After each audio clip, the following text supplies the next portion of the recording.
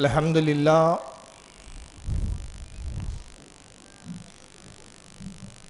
الحمدللہ الذی فضل علی سیدنا و مولانا محمد صلی اللہ علیہ وسلم علی العالمین جميعا۔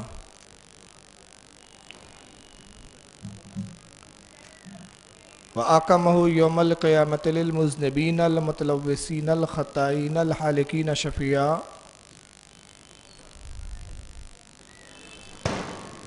وصلی اللہ تبارک و تعالی علیہ وعلی کل من ہوا محبوب و مرضی لدی،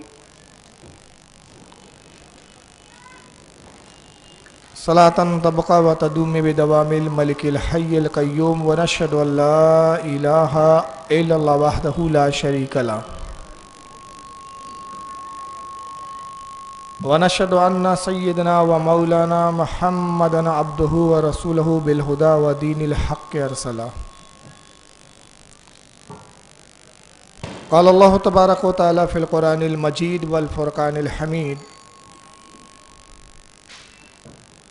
وَإِن كُنتُم فِي رَيْبٍ مِّمَّا نَزَّلْنَا عَلَىٰ عَبْدِنَا فَأْتُوا بِسُورَةٍ مِّن مِّثْلِهِ وَادْعُوا شُهَدَاءَكُم مِّن دُونِ اللَّهِ إِن كُنتُمْ صَادِقِينَ۔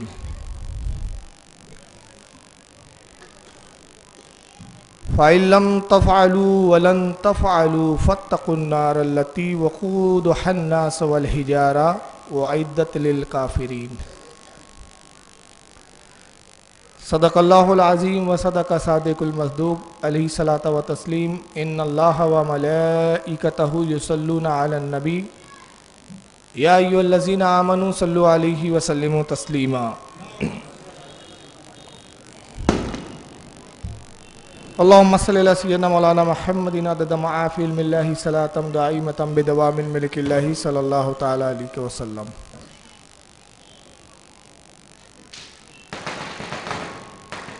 گیارہ روز کا یہ عظیم الشان جلسہ جو شہدائے کربلا کی یاد میں منعقد کیا گیا ہے،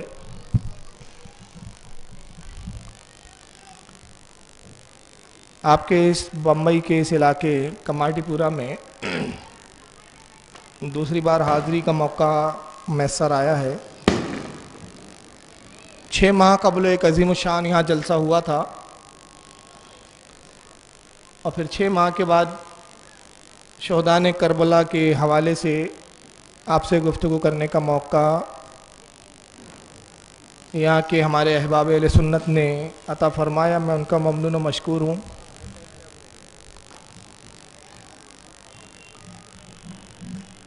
انشاءاللہ میری کوشش ہوگی کہ فضائل اہل بیت اور واقعات کربلا اس پر میں بھرپور روشنی ڈالوں۔ سرزمین ناگپور پہ کربلا کے تعلق سے میں تقریباً 14 سال سے بول رہا ہوں۔ ایک ہی اسٹیج پر 14 سال بولنا میں سمجھتا ہوں بہت بڑی بات ہے، اور اللہ کا فضل و کرم ہے، تہدی سے نعمت پر عرض کرتا ہوں کہ 14 سال سننے کے بعد بھی عوام کی تشنگی ناگپور میں مٹی نہیں ہے۔ لیکن گزشتہ سال سے بمبئی میں بہت اصرار ہو رہا ہے کہ ناگپور میں تو آپ سناتے ہی ہیں محرم، آپ بمبئی میں بھی وقت دیجئے۔ چنانچہ گزشتہ سال میں نے کرلا میں 11 روز تقریر کی تھی، پھر 2 روز بشتی محلے میں بھی کی تھی، اور یہ بمبئی میں عشرہ محرم کے حوالے سے یہ دوسرا موقع ہے۔ بمبئی کا مزاج جو ہے میں نے سمجھا ہے جو محرم کے تعلق سے، تو میں نے دیکھا ہے کہ یہاں خلفاء سے شروع کرتے ہیں۔ ہمارے بعض مقررین اہل سنت والجماعت کے ہمارے علماء آدم علیہ السلام سے شروع کرتے ہیں، پھر حضرت نوح، پھر شعیب، حضرت شیش، انبیاء، یا پھر خلفاء پر ابو بکر صدیق ہے، عمر فاروق ہے۔ مجلس کا حوالہ شہدائے کربلا ہوتا ہے، خلفاء کا بھی ذکر ہوتا ہے، اور یہ اہل سنت کا طریقہ رہا ہے۔ میں اس کا انکار نہیں کر رہا ہوں، نہ میں اس کی نفی کر رہا ہوں۔ لیکن میرا اپنا طریقہ ہے کہ عشرہ محرم میں صرف اہل بیت پر بولتا ہوں. یہ الگ بات ہے کہ درمیان میں خلفاء کا ذکر آ جائے گا کہیں کہیں، لیکن پورا عنوان اور پورا مضمون جو ہوگا میرا تقریر کا وہ اہل بیت کے ارد گرد ہی ہوگا. انشاءاللہ آج تھوڑی سی فضیلت سرکار صلی اللہ علیہ وسلم پر میں گفتگو کروں گا، پھر کل سے ہم حضرت علی کے ذکر پر بات کریں گے، اور پھر آگے چلتے انشاءاللہ امام عالی مقام امام حسن امام حسین اور پھر کربلا کے واقعات، اور اگر موقع ملا تو کربلا کے بعد کے حالات بھی میں انشاءاللہ بیان کروں گا.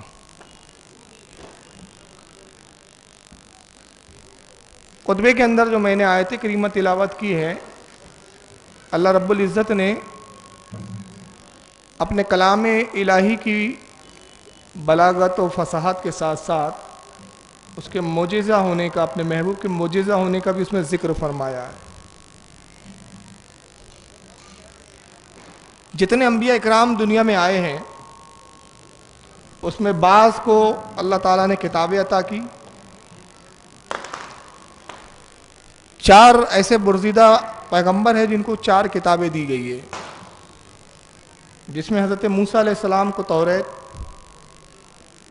حضرت داؤد علیہ السلام کو زبور، عیسیٰ علیہ السلام کو انجیل، اور ہمارے آقا و مولا نبی کریم صلی اللہ تعالی علیہ وسلم کو قرآن عظیم. اور اس کے علاوہ دیگر انبیاء اکرام کو صحیفے عطا کیے گئے. صحیفے کچھ اوراق ہوتے تھے، کچھ کاغذ ہوتے تھے جو اللہ کی جانب سے عطا کیے جاتے تھے. تو جتنی ضرورت ہوتی، جتنے قانون کی، اس کے مطابق صحیفے دیے جاتے. آواز سمجھ میں آ رہی ہے نا آپ لوگوں کے؟ آ رہی ہے؟ چلیے اچھی بات. تو جتنی قانون کی ضرورت ہوتی اتنے صحیفے نازل ہوتے. اور انبیاء جو ہوتے، رسولوں کے بعد جو انبیاء آتے وہ پیروکار ہوتے اپنے سے پہلے والے رسول کے. رسول اور نبی میں فرق ہے، نبی اور رسول ایک نہیں ہے، یہ بات کو آپ ہمیشہ یاد رکھیں. رسول وہ ہے جو صاحب کتاب ہوتا ہے، اور نبی وہ ہوتا ہے کہ جس کو کتاب نہیں دی جاتی، جو اپنے سے پہلے والے رسول کی کتاب کو فالو بھی کرتا ہے اور اس کتاب کو قوم میں رائج کرتا ہے اور اس کے قانون پر سب کو عمل کرواتا ہے. یہ نبی کی تعریف ہے. نبی کو کتاب نہیں ملتی، رسول کو کتاب دی جاتی ہے. اور ان دونوں میں اگر ہم فضیلت کے اعتبار سے دیکھیں تو رسول کا مقام نبی سے افضل ہوتا ہے. ہر رسول نبی بھی ہوتا ہے اور رسول بھی ہوتا ہے، مگر ہر نبی رسول ہو یہ ضروری نہیں ہے. تو اللہ رب العزت نے ہر انبیاء اکرام پر صحیفے دیے اور رسولوں کو کتابیں دی، مگر تمام کتابوں میں جو سب سے افضل کتاب عطا کی گئی وہ قرآن عظیم ہے. میں اس کی ایک چھوٹی سی جھلک بتانا چاہتا ہوں کہ اس کی عظمت کیوں ہے.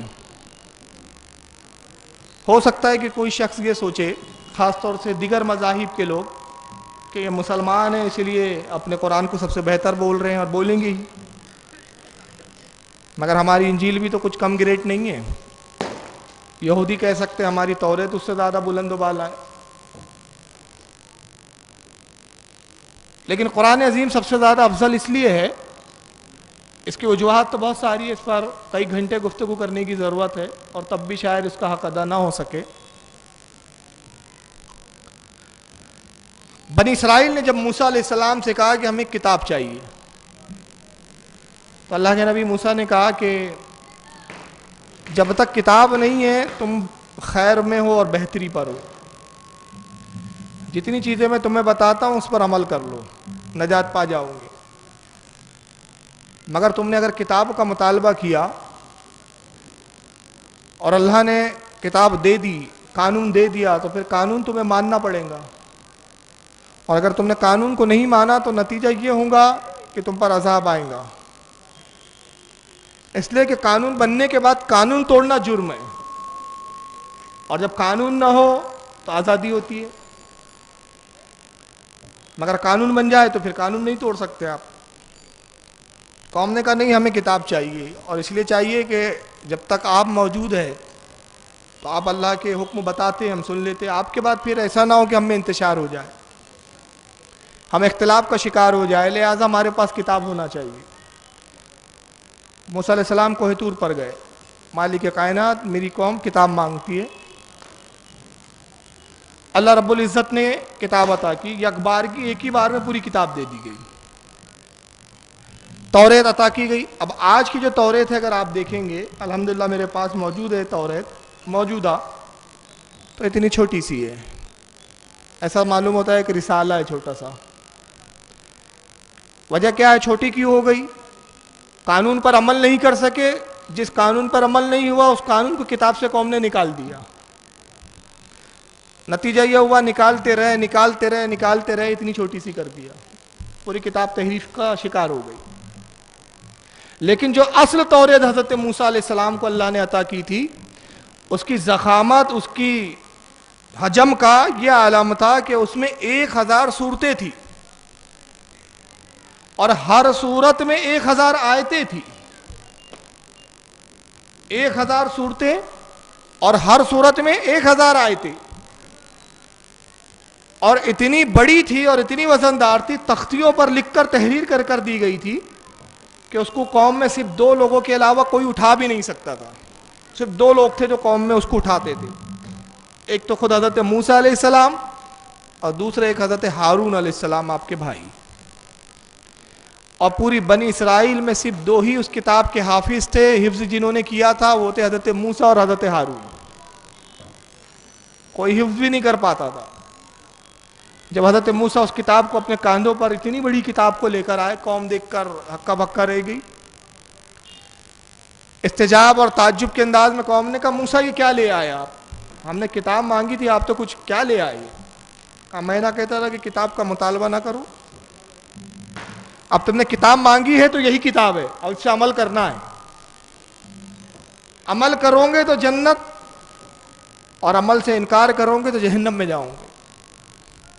قوم نے کہا موسیٰ یہ تو بہت بڑی کتاب لے آیا, اب ہم اس پر عمل کیسے کر پائیں گے.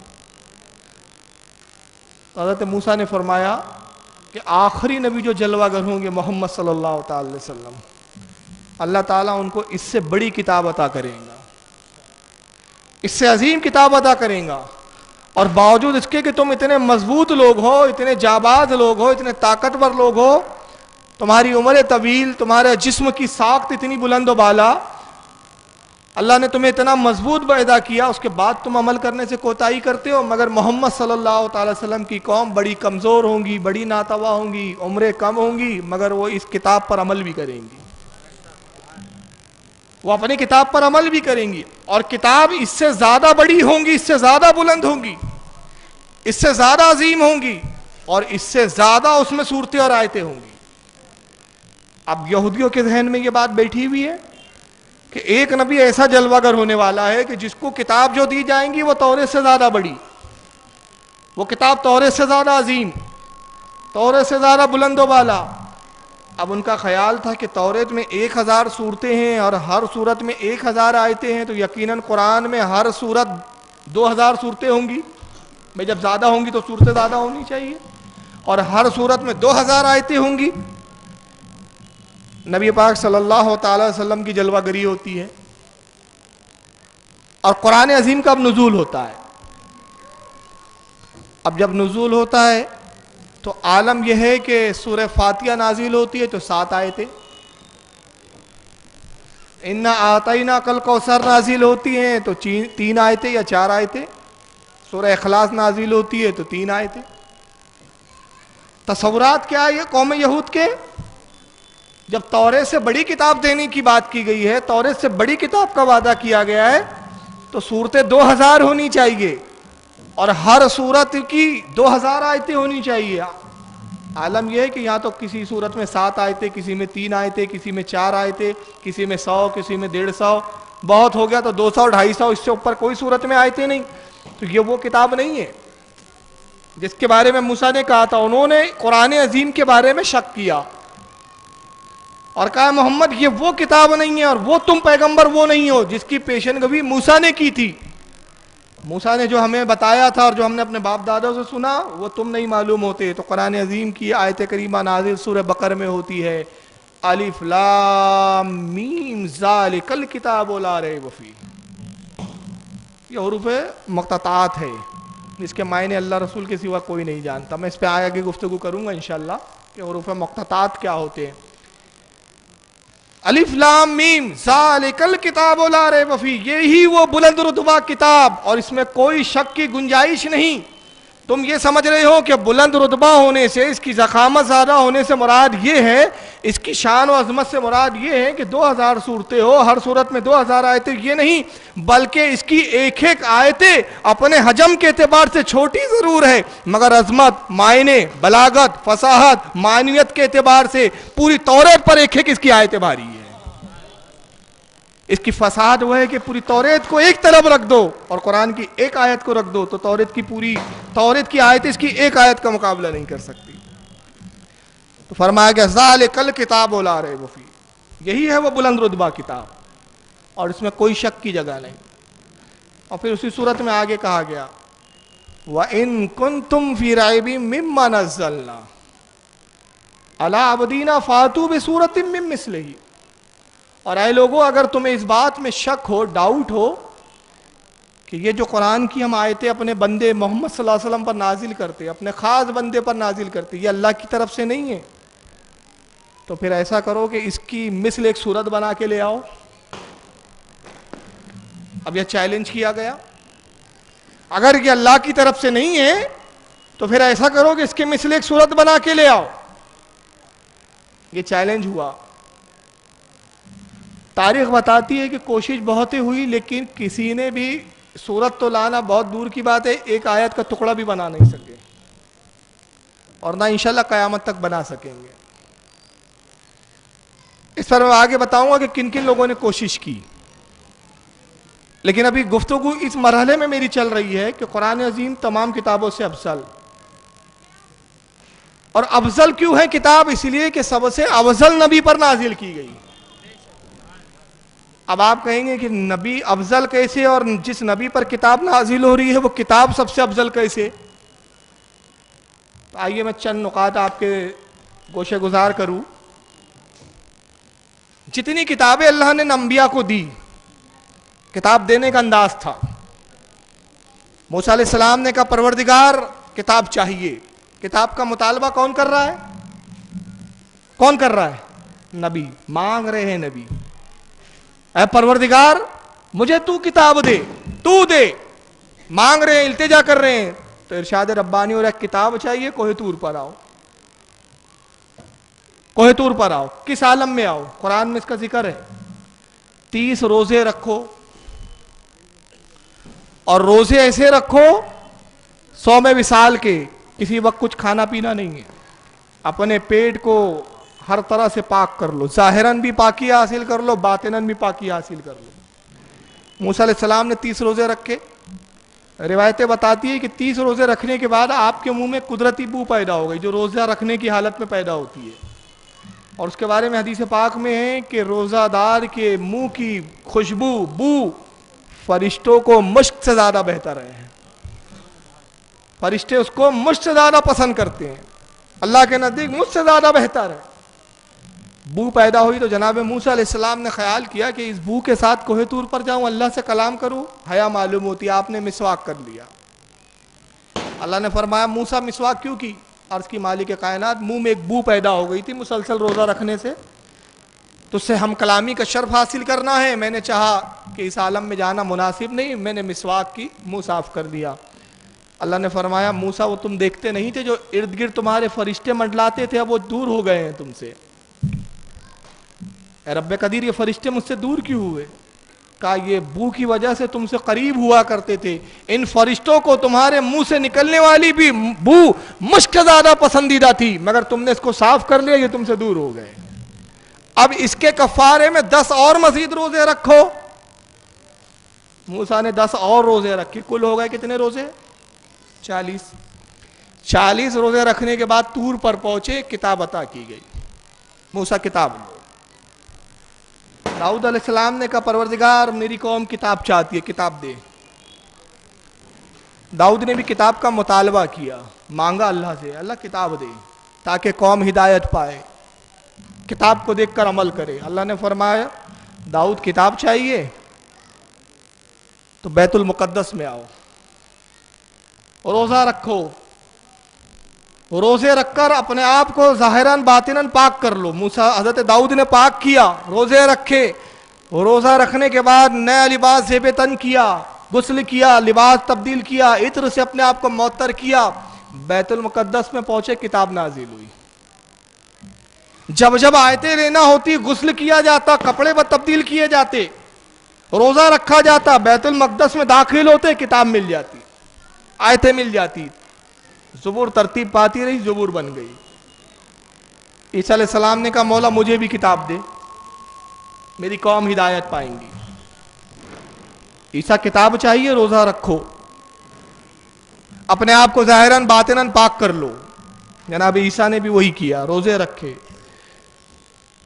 परवरदिगार अपने आप को पाक कर लिया, रोज़े भी रख लिए। अच्छा अब किताब चाहिए, यरूशलेम आओ। ईसा यरूशलेम जाते हैं, इंजील मिलती है। मिजाज ये है कुदरत का, उस वक्त नमाज कहीं नहीं पढ़ सकते, नमाज के लिए इबादत खाने में आना है। नबी को किताब की जरूरत है तो मकाम जहां बुलाया जा रहा है वहां आना है। मूसा अलैहिस्सलाम को वो किताब देने की बात आई, तूर पर बुलाया गया। दाऊद अलैहिस्सलाम को किताब देने की बात आई, बैतुल मुकद्दस में बुलाया गया। ईसा को किताब देने की बात आई, हजरत ईसा को यरूशलेम बुलाया गया, रोजे रखकर बुलाया गया। मगर रसूलुल्लाह से अपने परवरदिगार को कितनी मोहब्बत थी। महबूब तमाम नबियों ने किताब मांगी है, आपने मांगा नहीं, हम खुद अता करेंगे। और कैसे अता करेंगे? बद्र में होंगे तो किताब वहां आएंगी, ओहद में होंगे तो किताब वहां आएंगी, घर में होंगे तो किताब वहां आएंगी, खाने काबा में होंगे तो किताब वहां होंगी, हुनैन में होंगे तो किताब वहां आएंगी, खैबर में होंगे तो किताब वहां आएंगी। महबूब किताब के लिए आपको आने की जरूरत नहीं, जहां आप होंगे वहां किताब आएंगी, आपको किताब की जरूरत नहीं है। तो यह है नबी की अजमत, जहां महबूब है वहां किताब उतर रही है। और किस आलम में उतर रही है? नबियों से कहा जा रहा है पाक हो जाओ, गुस्ल कर लो, मगर रसूलुल्लाह फरमाते लोगों आयशा की फजीलत इतनी काफी है कि जब मैं इसके साथ एक लिहाफ में होता हूं और जिब्रील अल्लाह की आयतें उतारता है, उस आलम में भी किताब आती है। कितना बुलंद मकाम है, इसलिए कि रसूलुल्लाह जाहिरन भी पाक है, बातिनन भी पाक है। और फरमाया कि कोई दावा नहीं कर सकता रूए जमीन पर कि उससे लेकर आदम तक वो पाक नुतफों से पैदा हुआ है सिवाय मेरे। मैं हर जमाने में, हर कर्न में, हर दौर में पाक नुतफों से मुंतकिल होता हुआ आया हूं। मैं निकाह से पैदा हुआ हूं, मेरी पूरी नस्ल में किसी ने हरामकारी नहीं की। मैं ज़ाहिरन भी पाक, बातिनन भी पाक। अब किताब अजीम अता की गई। अब इतनी अजमत के बाद भी लोगों ने शक व शुबहात किए। और इस किताब की एक खास बात देखें कुरान अजीम की, अल्लाह रब्बुल इज़्ज़त ने नबियों को मोजेज़े भी दिए हैं। आपको मालूम है मूसा अलैहिस्सलाम का मोजेज़ा क्या था? असा। जब नब्वत का ऐलान करने का हुक्म दिया जा रहा है, मूसा मोजेज़ा दिया जाएगा। परवरदिगार मेरा मोजेज़ा क्या है? असा ले जाओ, लकड़ी का डंडा, दरिया पे मारोगे दरिया फटेगा, छोड़ दोगे सांप बन जाएगा, इससे जो काम लेना चाहोगे काम करेंगे। और दूसरा हजरत मूसा को एक मोजेज़ा दिया गया, यद बैज़ा। इसको यद बैज़ा कहा गया। यद बैज़ा क्या है? आप अपने सीधे हाथ को लेते, बगल में डालते, दबाते और जब बाहर निकालते तो आपका हाथ सूरज की तरह चमकने लगता और उस हाथ से ऐसी रोशनियां जाहिर होती कि कोई आंख उसे मिला नहीं पाता था। इसको कहा गया यद बैज़ा। ये मोजेज़ा था। अंधेरी रात में आप जाते और अपने हाथ को बगल में डाल के जब बाहर निकालते तो ऐसा महसूस होता जैसे सूरज तुलू हो गया हो, आसपास सब जगमगाने लगता। और इतनी रोशनी होती, इतनी रोशनी होती कि मुफस्सिरीन फरमाते हैं कि अगर किसी की सुई गिर जाए तो सुई को तलाश कर ले और सुई में धागा पुरा ले, इतनी रोशनी हाथ में होती। यद बैज़ा का मोजेज़ा दिया गया। दाऊद अलैहिस्सलाम को भी अल्लाह ने मोजेज़ा दिया, किताब भी दी, मोजेज़ा भी दिया। داؤد کو زبور کے ساتھ معجزہ یہ دیا گیا کہ لہن عطا کیا گیا، حسین خوبصورت آواز۔ جناب داؤد علیہ السلام جب زبور کی تلاوت کرتے ہیں، عالم یہ ہے کہ دریا کا پانی ٹھہر جاتا ہے، رک جاتا ہے، معلوم ہوتا ہے جیسے دریا نہیں ہے، برف جم گئی ہے۔ آپ بیٹھ کے کسی پہاڑ کے ٹیلے پہ بیٹھ کے زبور اپنی دھن میں گنگنا رہے ہیں، پرندے ہوا میں معلق ہو جاتے، ٹھہر جاتے، پرندہ نہ آگے بڑھتا ہے نہ پیچھے بڑھتا ہے نہ زمین پہ گرتا ہے، جہاں ہے وہیں ٹھہرا ہوا ہے۔ اور جیسی زبور کی تلاوت ختم ہوئی پرندے چلے جاتے۔ یہ معجزہ تھا۔ اور ایک اور معجزہ دیا داؤد علیہ السلام کو، لوہا موم کی طرح نرم ہو جاتا تھا۔ لوہے کو لیتے اور ایسے موڑتے جیسے موم کو موڑ رہے ہیں، زیر بختر بنا لیتے، تلوار بنا لیتے، جو چاہتے لوہے کو موڑ کے بنا لیتے۔ لوہا آپ کے ہاتھ میں آنے کے بعد نرم ہو جاتا۔ یہ معجزہ عیسیٰ علیہ السلام کو بھی معجزے دیا اللہ نے، مسیحائی کا معجزہ، کوڑی کو چھو لے کوڑی کا کوڑ جاتا رہے، مردے کو ٹھوکر مارے مردہ زندہ ہو جائے، بیمار کو دیکھ لیں شفا ہو جائے۔ اور آپ فرماتے، قرآن بیان کرتا ہے کہ میں خبر دیتا ہوں تمہیں، تم گھروں میں کیا چھپا کے رکھتے ہو اور کیا کھاتے ہو، غیب کی بھی خبریں۔ مسیحائی کا بھی معجزہ، سلیمان علیہ السلام کو بھی معجزہ دیا، تخت عطا کیا گیا۔ جناب سلیمان علیہ السلام تخت پہ بیٹھتے، جناتوں کو حکم ہوتا لے کر اڑو۔ رفتار کا یہ عالم، دنیا کی کوئی سواری حضرت سلیمان کے تخت کا مقابلہ نہیں کر سکتی۔ آج دنیا نے جتنے سپر فاسٹ سواریاں بنائی ہے، آپ پلین لے لیں، راکٹ لے لیں، میزائل لے لیں، ایک جگہ سے دوسری جگہ جانے کے لیے کچھ وقت تو لگتا ہے، مگر حضرت سلیمان علیہ السلام کے تخت کی رفتار کا یہ عالم تھا کہ پلک جھپکنے سے پہلے مشرق میں ہو تو مغرب میں پہنچ جائے۔ یہ معجزہ تھا۔ ہوائیں مستخر کر دی گئی، آپ کے قابو میں دے دی گئی۔ ہواؤں پر آپ کا قابو، پرندوں پر آپ کا قابو، جانوروں پر آپ کا قابو، جنات پر آپ کا قابو، شیاطین پر آپ کا قابو، جس کو چاہے قید کرے، جس کو چاہے آزاد کرے، جس سے جو چاہے خدمت لے۔ سلیمان علیہ السلام کے یہ اقتدار، یہ طاقت، یہ پاور۔ حضرت سلیمان کو بھی معجزہ دیا گیا، ہر نبی کو معجزے دیے گئے، ہمارے نبی کو بھی معجزہ دیا گیا۔ اب نبی کو کیا معجزے دیے گئے؟ نبی کو تو ایسے عظیم معجزے دیے گئے جو کسی نبی کو نہیں دیے گئے۔ سلیمان علیہ السلام اگر تخت پہ سواری کرتے تھے تو نبی پاک کو براق عطا کی گئی۔ حدیث پاک میں اللہ کے نبی کہتے ہیں جب معراج پر گیا، براق کی جہاں نگاہ پڑتی تھی وہاں اس کا پہلا قدم ہوتا تھا۔ یہ تخت سے زیادہ تیز رفتار۔ مسیحائی کا معجزہ اگر عیسیٰ کو دیا گیا تو نبی کو یہ معجزہ دیا کہ نبی عیسیٰ چھوتے تھے تو اچھا ہوتا تھا، نبی دیکھ لیتے تھے تو بیمار اچھا ہو جاتا تھا۔ عیسیٰ ٹھوکر مارتے تھے تو مردے زندہ ہوتے تھے، مگر نبی گزرتے تھے تو مردے سلام کرتے ہوئے نظر آتے تھے۔ نبی کو عیسیٰ سے بھی بڑھ کر معجزہ دیا گیا۔ موم کی طرح لوہا پگھل جاتا داؤد کے ہاتھ میں، مگر نبی کو وہ معجزہ دیا کہ نبی لکڑی دے حضرت عکاشہ کو تو تلوار بن جاتی تھی، کمچی دے تو تلوار میں تبدیل ہو جائے۔ لوہے کو موڑنا کمال نہیں، لکڑی کو لوہا بنانا کمال ہے۔ ہر طرح کے معجزے دیے، مگر آپ دیکھیں کسی نبی کا آج معجزہ موجود نہیں ہے۔ سلیمان کا تخت نہیں ہے، داؤد علیہ السلام کا لہن نہیں ہے، عیسیٰ علیہ السلام کی مسیحائی ہمیں نظر نہیں آ رہی، داؤد کے بنائے ہوئے ذرہ ہمیں نظر نہیں آتی، داؤد علیہ السلام کی بنائے ہوئے تلواریں اور ڈھالیں نظر نہیں آتی۔ معجزے ختم، جب تک نبی ہے معجزہ باقی۔ نبی کا وصال ہوا، معجزہ ختم، مگر نبی پاک زندہ ہے اور ہمیشہ کے لیے زندہ ہے، قیامت تک زندہ ہے، اس کے بعد بھی آپ کی زندگی جاویدہ ہے۔ نبی زندہ ہے تو ایک معجزہ ایسا دیا کہ جو آج بھی زندہ ہے، قیامت تک زندہ رہیں گا۔ وہ معجزہ کیا ہے؟ قرآن عظیم معجزہ بنا کر دیا گیا۔ قرآن عظیم نبی کا معجزہ ہے۔ قرآن عظیم آج بھی نبی کے معجزے کے طور پر زندہ ہے، اس لیے کہ اس کا نبی زندہ ہے، اس کا ظاہر کرنے والا زندہ ہے۔ قرآن عظیم کا معجزہ کیا ہے؟ تو پہلے معجزے کی تعریف سمجھے، جب تعریف معجزے کی سمجھ میں آئیں گی تو قرآن کا معجزہ سمجھ میں آئے گا۔ معجزے کی تعریف علماء نے یہ کی کہ معجزہ اسے کہتے ہیں جو عقل کو حیران کر دے، ایک بات، اور دوسری تعریف بیان کرتے جس کا جواب دنیا لانے سے قاصر، جس کا جواب نہ لا سکے۔ بھائی کیا حضرت سلیمان کی طرح تخت کا جواب دنیا لا سکی؟ نہیں لا سکی۔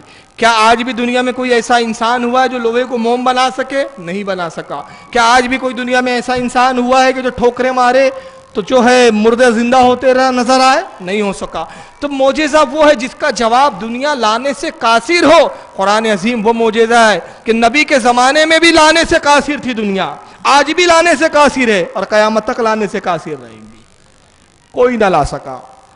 اور قرآن نے نبی کے معجزہ ہونے کا اس کا اظہار کیا کہ وَإِن كُنتُمْ فِي رَيْبٍ مِّمَّا نَزَّلْنَا عَلَىٰ عَبْدِنَا فَأْتُوا بِسُورَةٍ مِّن مِّثْلِهِ۔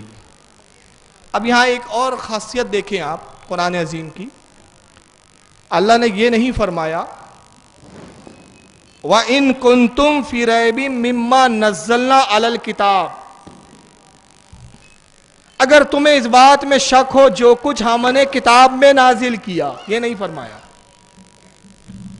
یہاں پہ قرآن کی عظمت کو آپ سلام کریں اور نبی کی عظمت کو بھی دیکھیں۔ قرآن یہ نہیں کہہ رہا ہے کہ جو کچھ ہم نے کتاب میں نازل کیا اگر اس میں تمہیں شک ہو تو اس کے جیسی اس کی مثل ایک صورت لاؤ، یہ نہیں کہا۔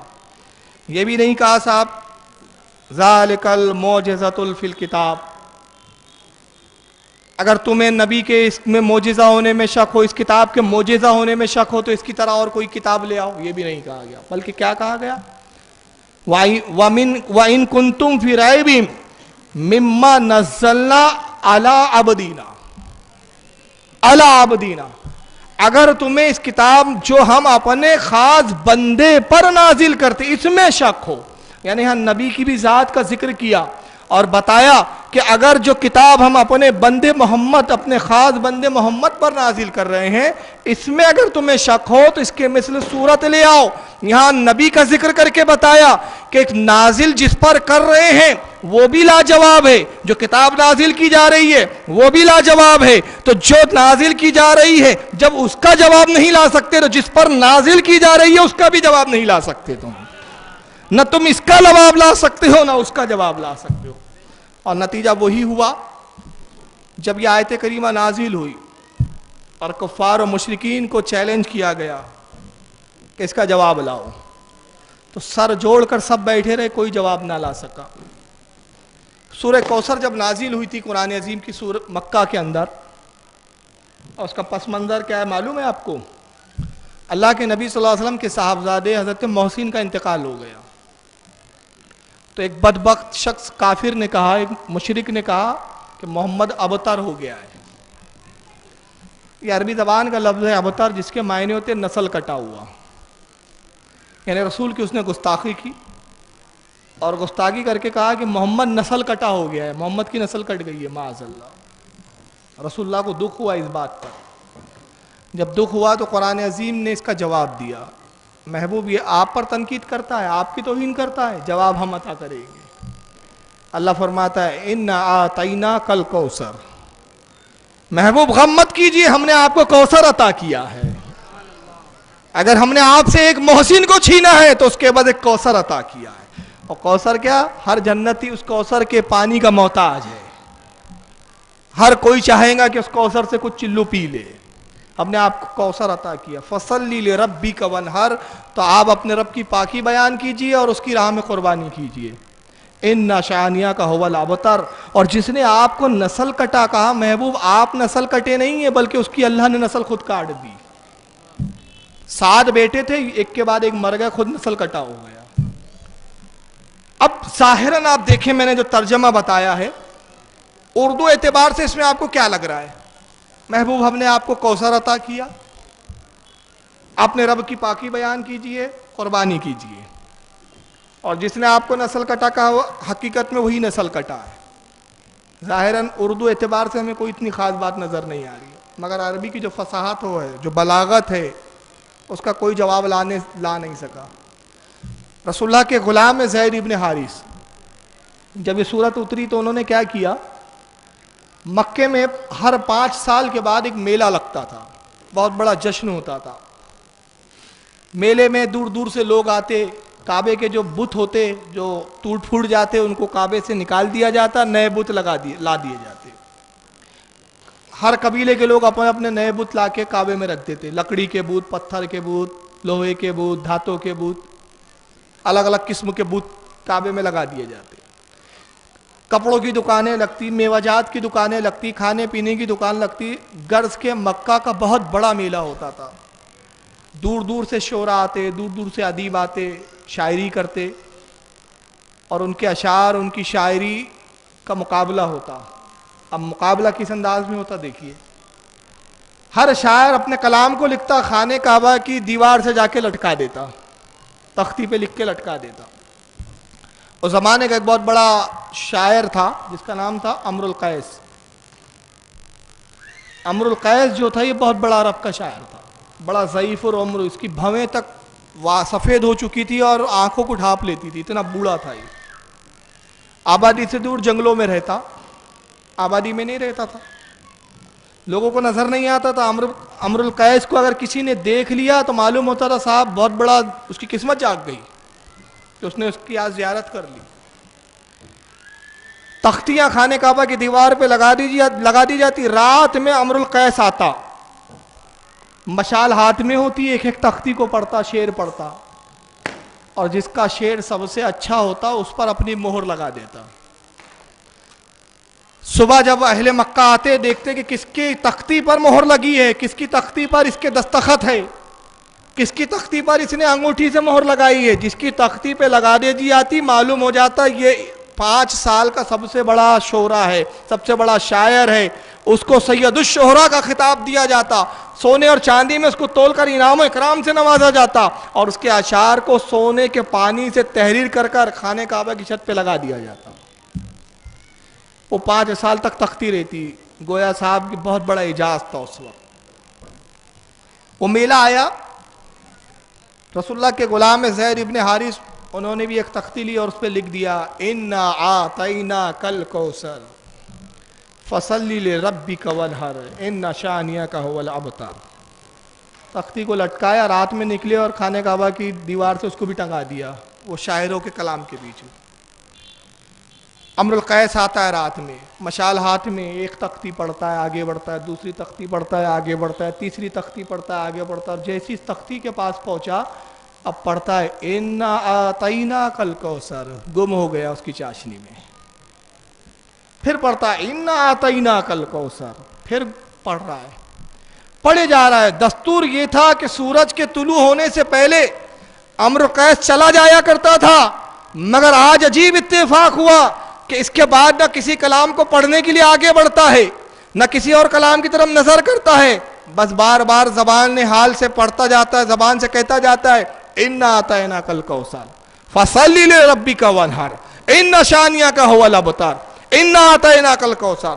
پڑھ رہا ہے یہاں تک کہ حال یہ ہوا کہ صبح کا سفیدہ نمودار ہوا، سورج طلوع ہوا، اہل مکہ خانہ کعبہ میں داخل ہوتے کہ دیکھیں امر القیس نے کس تختی پر اپنی مہر لگائی ہے، کس شاعر کو اس سال کا سب سے بڑا شاعر اس نے گھوشت کیا ہے، کس شاعر کو سید الشعراء کا خطاب دیا جائے گا۔ مگر جب پہنچے تو سب تعجب میں پڑ گئے، آج تک امر القیس کو کسی نے دیکھا نہیں تھا، چند اشخاص تھے جنہوں نے اس کو دیکھا تھا، روپوش آتا روپوش چلے جاتا، مگر آج سفیدی کا سفیدہ نمودار ہو چکا ہے، اور یہ تختی کو پڑھ کے مگن ہے، اسی میں گم ہے، اسی کو پڑھا جا رہا ہے، اسی کو پڑھا جا رہا ہے۔ اہل عرب نے اس کو گھیر لیا کہ امر القیس یہ کیا پڑھ رہا ہے، اور تو آج اتنی دیر تک، کہا ہٹو مجھے پڑھنے دو، پھر پڑھتا ہے۔ اب پوچھنے والے پوچھتے امر القیس دوسری تختی کیوں نہیں پڑھتا؟ اس کے بعد بے ساختہ کہتا ہے ما ھذا کلام البشر، قسم رب کائنات کی یہ کسی بشر اور انسان کا کلام معلوم ہی نہیں ہوتا ہے، یہ کسی انسان کا کلام نہیں، ایسا کلام میں نے آج تک دیکھا ہی نہیں۔ تو قرآن عظیم وہ کلام جس نے اچھے اچھوں کی عقلوں کو گم کر دیا، اسی لیے کہا کہ یہ نبی کا معجزہ ہے۔ اب جب یہ آیت آئی ظاہر سی بات ہے وَإِن كُنتُمْ فِي رَيْبٍ مِّمَّا نَزَّلْنَا، اب دیکھیں کتنا بڑا چیلنج ہے، ذرا چیلنج پہ آپ غور بھی کریں۔ وَإِن كُنتُمْ فِي رَيْبٍ مِّمَّا نَزَّلْنَا عَلَىٰ عَبْدِنَا فَأْتُوا بِسُورَةٍ مِّن مِّثْلِهِ، اگر تمہیں اس بات پہ شک ہو جو ہم نے اپنے خاص بندے محمد صلی اللہ علیہ وسلم پر نازل کیا تو اس کی طرح ایک سورت تو لے آؤ، اور کس عالم میں لاؤ؟ کہ کوئی ایک فرد واحد کو چیلنج نہیں کیا جا رہا ہے کہ ایک فرد واحد آئے اور اس کا جواب لائے. وَادْعُوا شُهَدَاءَكُم مِّن دُونِ اللَّهِ، اللہ کو چھوڑ کر جتنے تمہارے حمایتی ہیں سب مل جاؤ. جتنے دنیا کے حمایتی تم لا سکتے ہو سب جمع ہو جاؤ، اکیلے نہیں، صرف اللہ کو چھوڑ دو. اللہ کو چھوڑ کر جتنے تم جمع ہو سکتے سب جمع ہو جاؤ، اور جمع ہونے کے بعد اس کے مثل لے کر آؤ. اب ظاہر سی بات ہے یہ کوئی معمولی چیلنج نہیں تھا، یہ بہت بڑا چیلنج تھا. یعنی کوئی کہے کہ صاحب اس سے بہتر کوئی مائک ہو تو لے آؤ، اور جاؤ میں پوری مائک کی دنیا کی کمپنیوں کو چیلنج کر رہا ہوں اس سے بہتر مائک ہو تو لاؤ.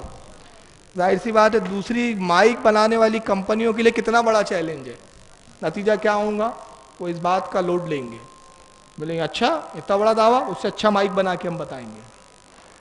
تو یہ عرب کو چیلنج کرنا، اور اس عرب کو جو اپنی زبان دانی پر گھمنڈ کرتے تھے، جن کا اعلان ہی یہ تھا کہ ہم عرب ہیں، ہم زبان والے ہیں، اور ہمارے علاوہ جتنے سب اجمی ہیں سب گونگے ہیں، ان کے منہ میں زبان ہی نہیں ہے.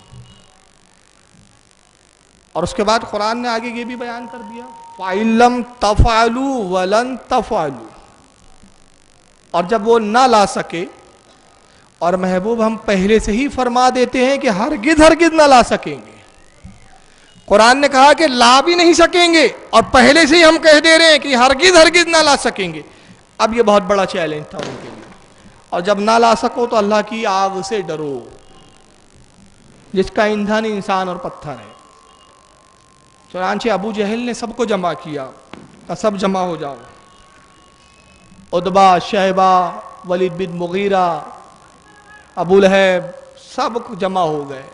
بڑے بڑے شہرا کو جمع کر لیا. کہا محمد پہ یہ کلام نازل ہوا، اگر اس کا جواب نہ دیا گیا تو ہماری ناک کٹ جائیں گے، اس کا جواب دینا ضروری ہے. انہوں نے کہا ٹھیک ہے اس کا جواب دیں گے، جاؤ محمد کو بلاؤ. ایک پیغام پہنچانے والا پیغام لے کر جاتا ہے، محمد صلی اللہ علیہ وسلم آپ پر جو آیت نازل ہوئی جس میں آپ کے رب نے چیلنج کیا ہے کہ اس کے جیسی کوئی صورت لاؤ، ہم اس سے بہتر لانے کے لیے تیار ہیں. فلاں موقع ہے، فلاں وقت پر آپ فلاں جگہ پر تشریف لے آئیے. اللہ کے نبی اپنے اصحاب کے ساتھ پہنچتے ہیں، صحابہ کرام بھی ساتھ میں ہیں، سب بیٹھے ہیں، عرب کے شعراء بیٹھے ہیں، ادیب بیٹھے ہیں، شاعر بیٹھے ہیں، نثر نگار بیٹھے ہیں. اللہ کے نبی مسکراتے کہتے ہیں کہ قرآن کا جواب تو بہت بڑی بات ہے، قرآن کی طرح تم کوئی صورت تو کیا بنا پاؤں گے، اس کا ایک حرف بھی نہیں بنا پاؤں گے. اگر تمہیں اپنے قادر الکلام ہونے پر گھمنڈ ہے، تم اپنے آپ کو ادیب، شاعر اور بہت بڑا اسکالر جانتے ہو، بہت بڑا زبان کا دھنی جانتے ہو، تو مجھ پر جو نازل ہوتا ہے اس میں ایک لفظ کا تم جواب لا لو، ایک حرف کا جواب لا لو. انہوں نے کہا اچھا محمد کس کا جواب لانا ہے، بولو، تم کہو، تم جو کہو گے اس کا جواب ہم دیں گے. سوال تمہاری طرف سے ہوگا، جواب ہماری طرف سے ہوگا. اللہ کے نبی نے تلاوت کی، کہا یہ 3 حرفوں کا جواب لاؤ. الف لام میم. سرکار خاموش. ابو جہل ایک دوسرے کو دیکھ رہا ہے، عتبہ ایک دوسرے کو دیکھ رہے ہیں، یہ کیا پڑھا محمد؟ کہا لاؤ الف لام میم. ارے اس کا جواب لاؤ، کیا ہے اس کا جواب؟ ابو جہل خاموش، عتبہ خاموش. کہا محمد کچھ وقت دو. سرکار مسکرائے چلے گئے. عتبہ کہتا ہے ابو جہل تو نے تو بڑے گھمنڈ سے میٹنگ بلائی تھی، بڑا گھمنڈ تکبر تھا، اور اب وقت مانگا، تو وقت ہی مانگنا تھا تو بلایا کائی کو تھا؟ کیا محمد پہ جو کچھ نازل ہو چکا اس کا بھی پہلے ہم نے کوئی جواب لایا ہے؟ جو اب نئی چیز سنا تو نے تو ذلیل کر دیا. شیبہ کہتا ہے یار ابو جہل ایک بات بتا، واقعی محمد جو کچھ پڑھتا ہے، جو کچھ اس پر نازل ہوتا ہے، ہم اس کا جواب لانے کے لیے قاصر نظر آتے ہیں. ایسا نہیں لگتا کہ محمد پہ جو اترتا ہے وہ واقعی اس کے رب کی طرف سے ہیں، یہ کسی انسان کا کلام نہیں، کسی جنات کا کلام نہیں. تو ابو جہل کہتا ہے کہ یار شہبہ بات یہ ہے کہ حقیقت یہی ہے کہ محمد پہ جو کچھ اترتا ہے یہ اس کے رب کی طرف سے ہی ہے، واقعی ہم اس کا جواب نہیں لا سکتے۔ کہا پھر محمد کا کلمہ کیوں نہیں پڑھ لیتا؟ کہ اگر محمد کا کلمہ پڑھ لوں گا نا تو میری سرداری ماری جائیں گی۔ آج اپنی قوم میں سردار ہوں، محمد کا کلمہ پڑھ لوں گا، نتیجہ یہ ہوگا کہ محمد کے ماتحت رہنا پڑے گا۔ اس بنا پر اسلام قبول کرنے کا دل نہیں چاہتا، یعنی سرداری کی چکر میں اس نے اسلام کو قبول نہیں کیا۔ مگر الف لام میم کا تو کفار جواب نہ لا سکے تو کیا مسلمانوں میں کسی نے جواب لایا؟ اب یہ میں عرض کرنا چاہتا ہوں بڑے ادب کے ساتھ، کیا روئے زمین پر ایسا بھی کوئی عالم گزرا جس نے الف لام میم کو سمجھ لیا؟ حضرت عمر رضی اللہ تعالیٰ عنہ فرماتے 40 سال تک میں الف لام میم پر غور کرتا رہا لیکن میں اس کے الف کو بھی نہیں سمجھ سکا۔ ابھی میں بتاؤں گا اس سے فضیلت علی کیسے آئیں گی آپ کے سامنے، بڑی خاص بات بتا رہا ہوں۔ مگر رسول اللہ کے علم کا کیا علم؟ تفسیر روح البیان اٹھائیں، جب یہ آیت نازل ہوتی ہے جبریل آتے ہیں الف تو رسول اللہ فرماتے ہیں میں نے جان لیا، لام میں تو جانتا تھا، میم ہاں میں سمجھ گیا۔ جبریل کہتے یا رسول اللہ لانے والا میں، رب نے میرے ہاتھوں بھیجا اس کلام کو، میں اس کا لانے والا، لیکن اللہ کے رسول قسم خدا کی نہ میں الف سمجھا نہ لام سمجھا نہ میم سمجھا۔ اللہ کے نبی یہ کیا ہے؟ سرکار مسکرائے کہا جبریل یہ میرے اور میرے رب کے درمیان ایک راز ہے، میرے رب نے مجھ سے راز میں گفتگو کی اور میں اس کے راز کو جانتا تھا، سمجھ لیا اور میں پہلے سے جانتا تھا۔ جبریل نے کہا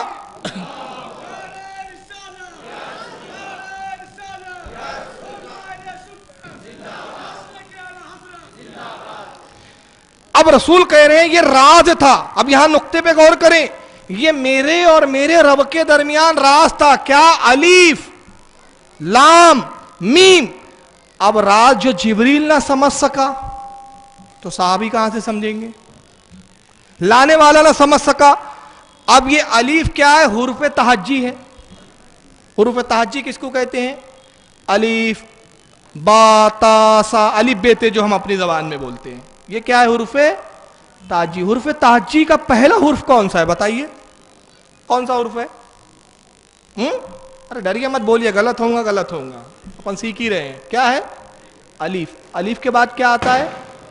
بے، اور بے کے بعد سے، ہے نا؟ یہی ہے نا حروف تہجی۔ دنیا الف نہ سمجھ سکی، الف پہلا ہے، الف پہلا حرف، تو جب الف نہ سمجھ سکی تو بے کیسے سمجھ پائیں گی؟ بات سمجھ میں آ رہی ہے؟ الف سمجھیں گا تو بے تک پہنچیں گا، الف ہی نہ سمجھ سکا تو بے تک کیسے پہنچیں گا؟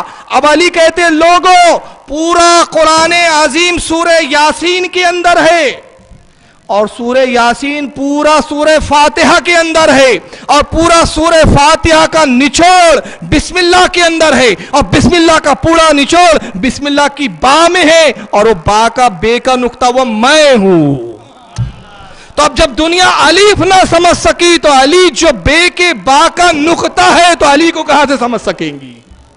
بے تو دوسری منزل ہے نا۔ ابھی دنیا الف کا جواب نہ لا سکی، تو جب الف کا جواب نہیں تو علی کا بھی جواب نہیں۔ یہی وجہ ہے کہ مولا کائنات کے نہ علم کو کوئی سمجھ سکا، نہ مولا کائنات کی کوئی ذات کو سمجھ سکا۔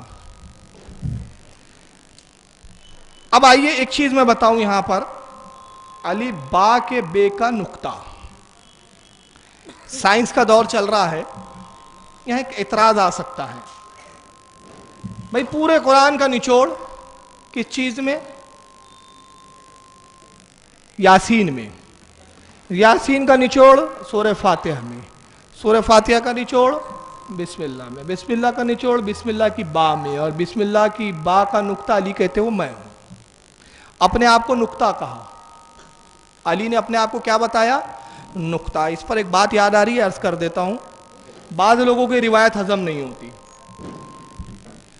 چنانچہ کچھ غیر مقلدین نے کہا کہ یہ روایت صحیح نہیں ہے، ضعیف ہے، اس میں علی کا تکبر جھلکتا ہے۔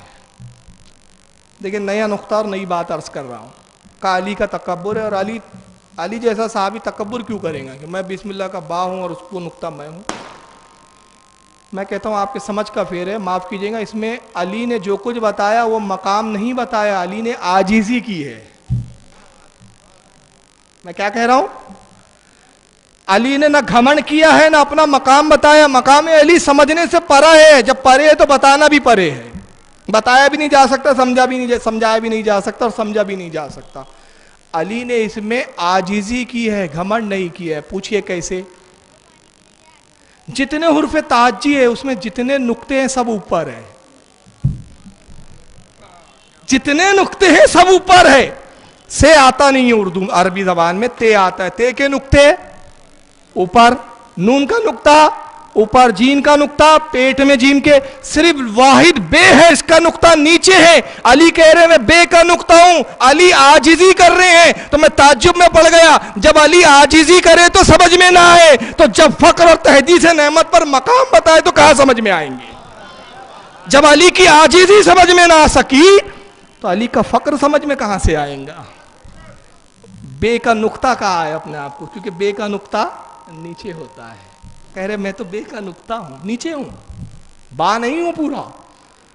تو جب عاجزی کرے تو یہ حال، اور جب فقر ظاہر کرے تو کون سمجھ سکتا ہے علی کو؟ مگر کچھ جگہ ظاہر کر دیا، دکھایا، کچھ، پورا نہیں، پورا نہیں، کچھ دکھایا، اور کچھ اس لیے دکھایا کہ شبہ نہ رہ جائے کہ علی کے دعوے صرف دعوے ہیں، پریکٹیکل تو کچھ بھی نہیں ہے۔ اب میں ایک بات جو عرض کر رہا تھا بھول رہا تھا، یاد آ رہی ہے، چھوٹ گیا تھی۔ پورے قرآن کا نچوڑ یاسین میں، یاسین کا نچوڑ سورہ فاتحہ میں، سورہ فاتحہ کا نچوڑ بسم اللہ میں، بسم اللہ کا نچوڑ با میں، با کا نچوڑ بے کے نقطے میں۔ علی نے اپنے آپ کو نقطہ کہا، سائنس نے اس نقطے کو حل کر دیا۔ کمپیوٹر کا زمانہ ہے، آپ دیکھیں ایک بہت بڑی فائل کو جب ہم زپ کرتے ہیں،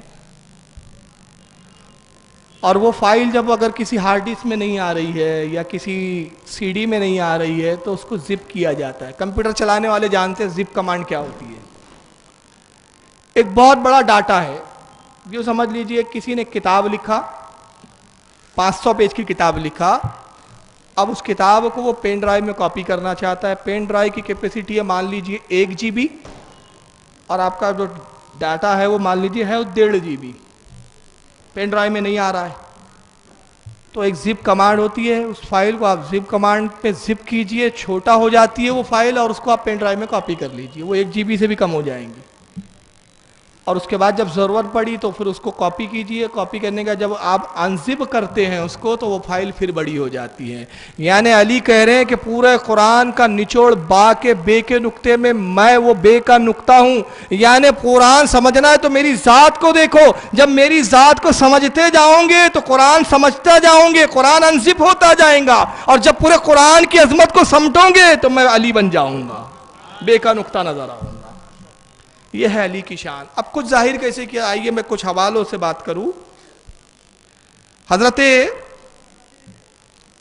علامہ عبد الرحمن جامی رحمۃ اللہ تعالیٰ علیہ بہت بڑے وقت کے بزرگ گزرے ہیں، ان کی کتاب ہے شواہد النبوت، اس میں انہوں نے ایک علی کی کرامت لکھی ہے، اور کرامت علی وہ یہ بیان کرتے ہیں کہ جب مولا کائنات سفر کے لیے نکلتے یا کسی مقام پہ مخصوص ہوتا آپ کا جانا، گھوڑے کو تیار کیا جاتا، گھوڑے کی رکاب میں ایک پیر ڈالتے، قرآن کی تلاوت شروع کرتے، اور جب رکاب میں دوسرا پیر ڈالتے اس درمیان میں پورا قرآن ختم کر دیتے تھے۔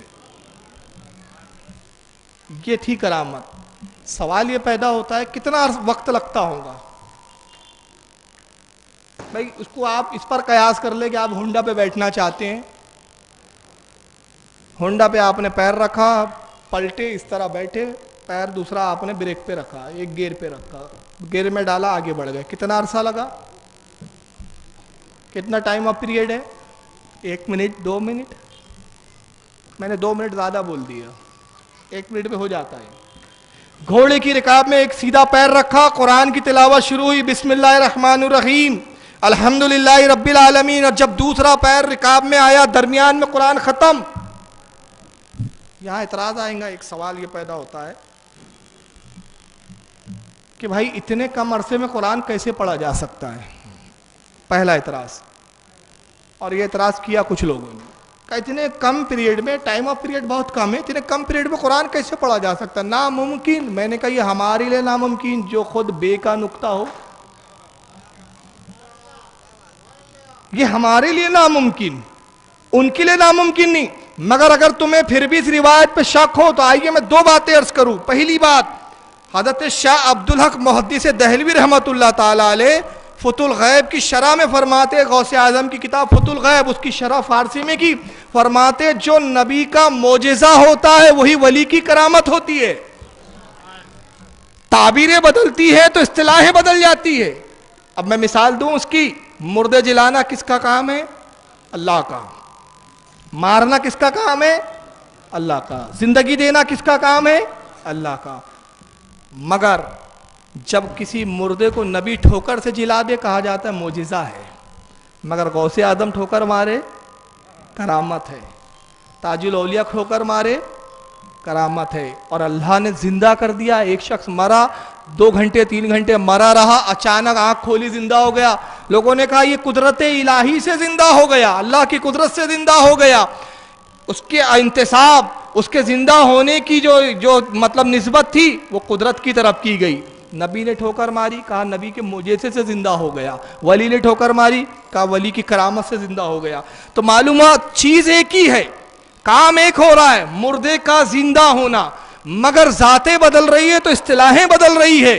تو اب حضرت علی قرآن پڑھ لیتے تھے، تمہیں اس پر ڈاؤٹ ہے تو آئیے بخاری شریف کھولیں.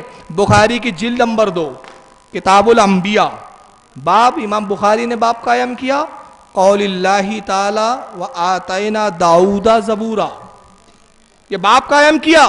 اور اس باب کی حدیث نمبر 640، امام بخاری لکھتے ہیں کہ حضرت داؤد علیہ السلام زبور پڑھتے، زبور کی تلاوت کرتے. اور زبور قرآن عظیم سے 3 گنا زیادہ بڑی کتاب تھی، 3 گنا زیادہ اس میں آیتیں تھی.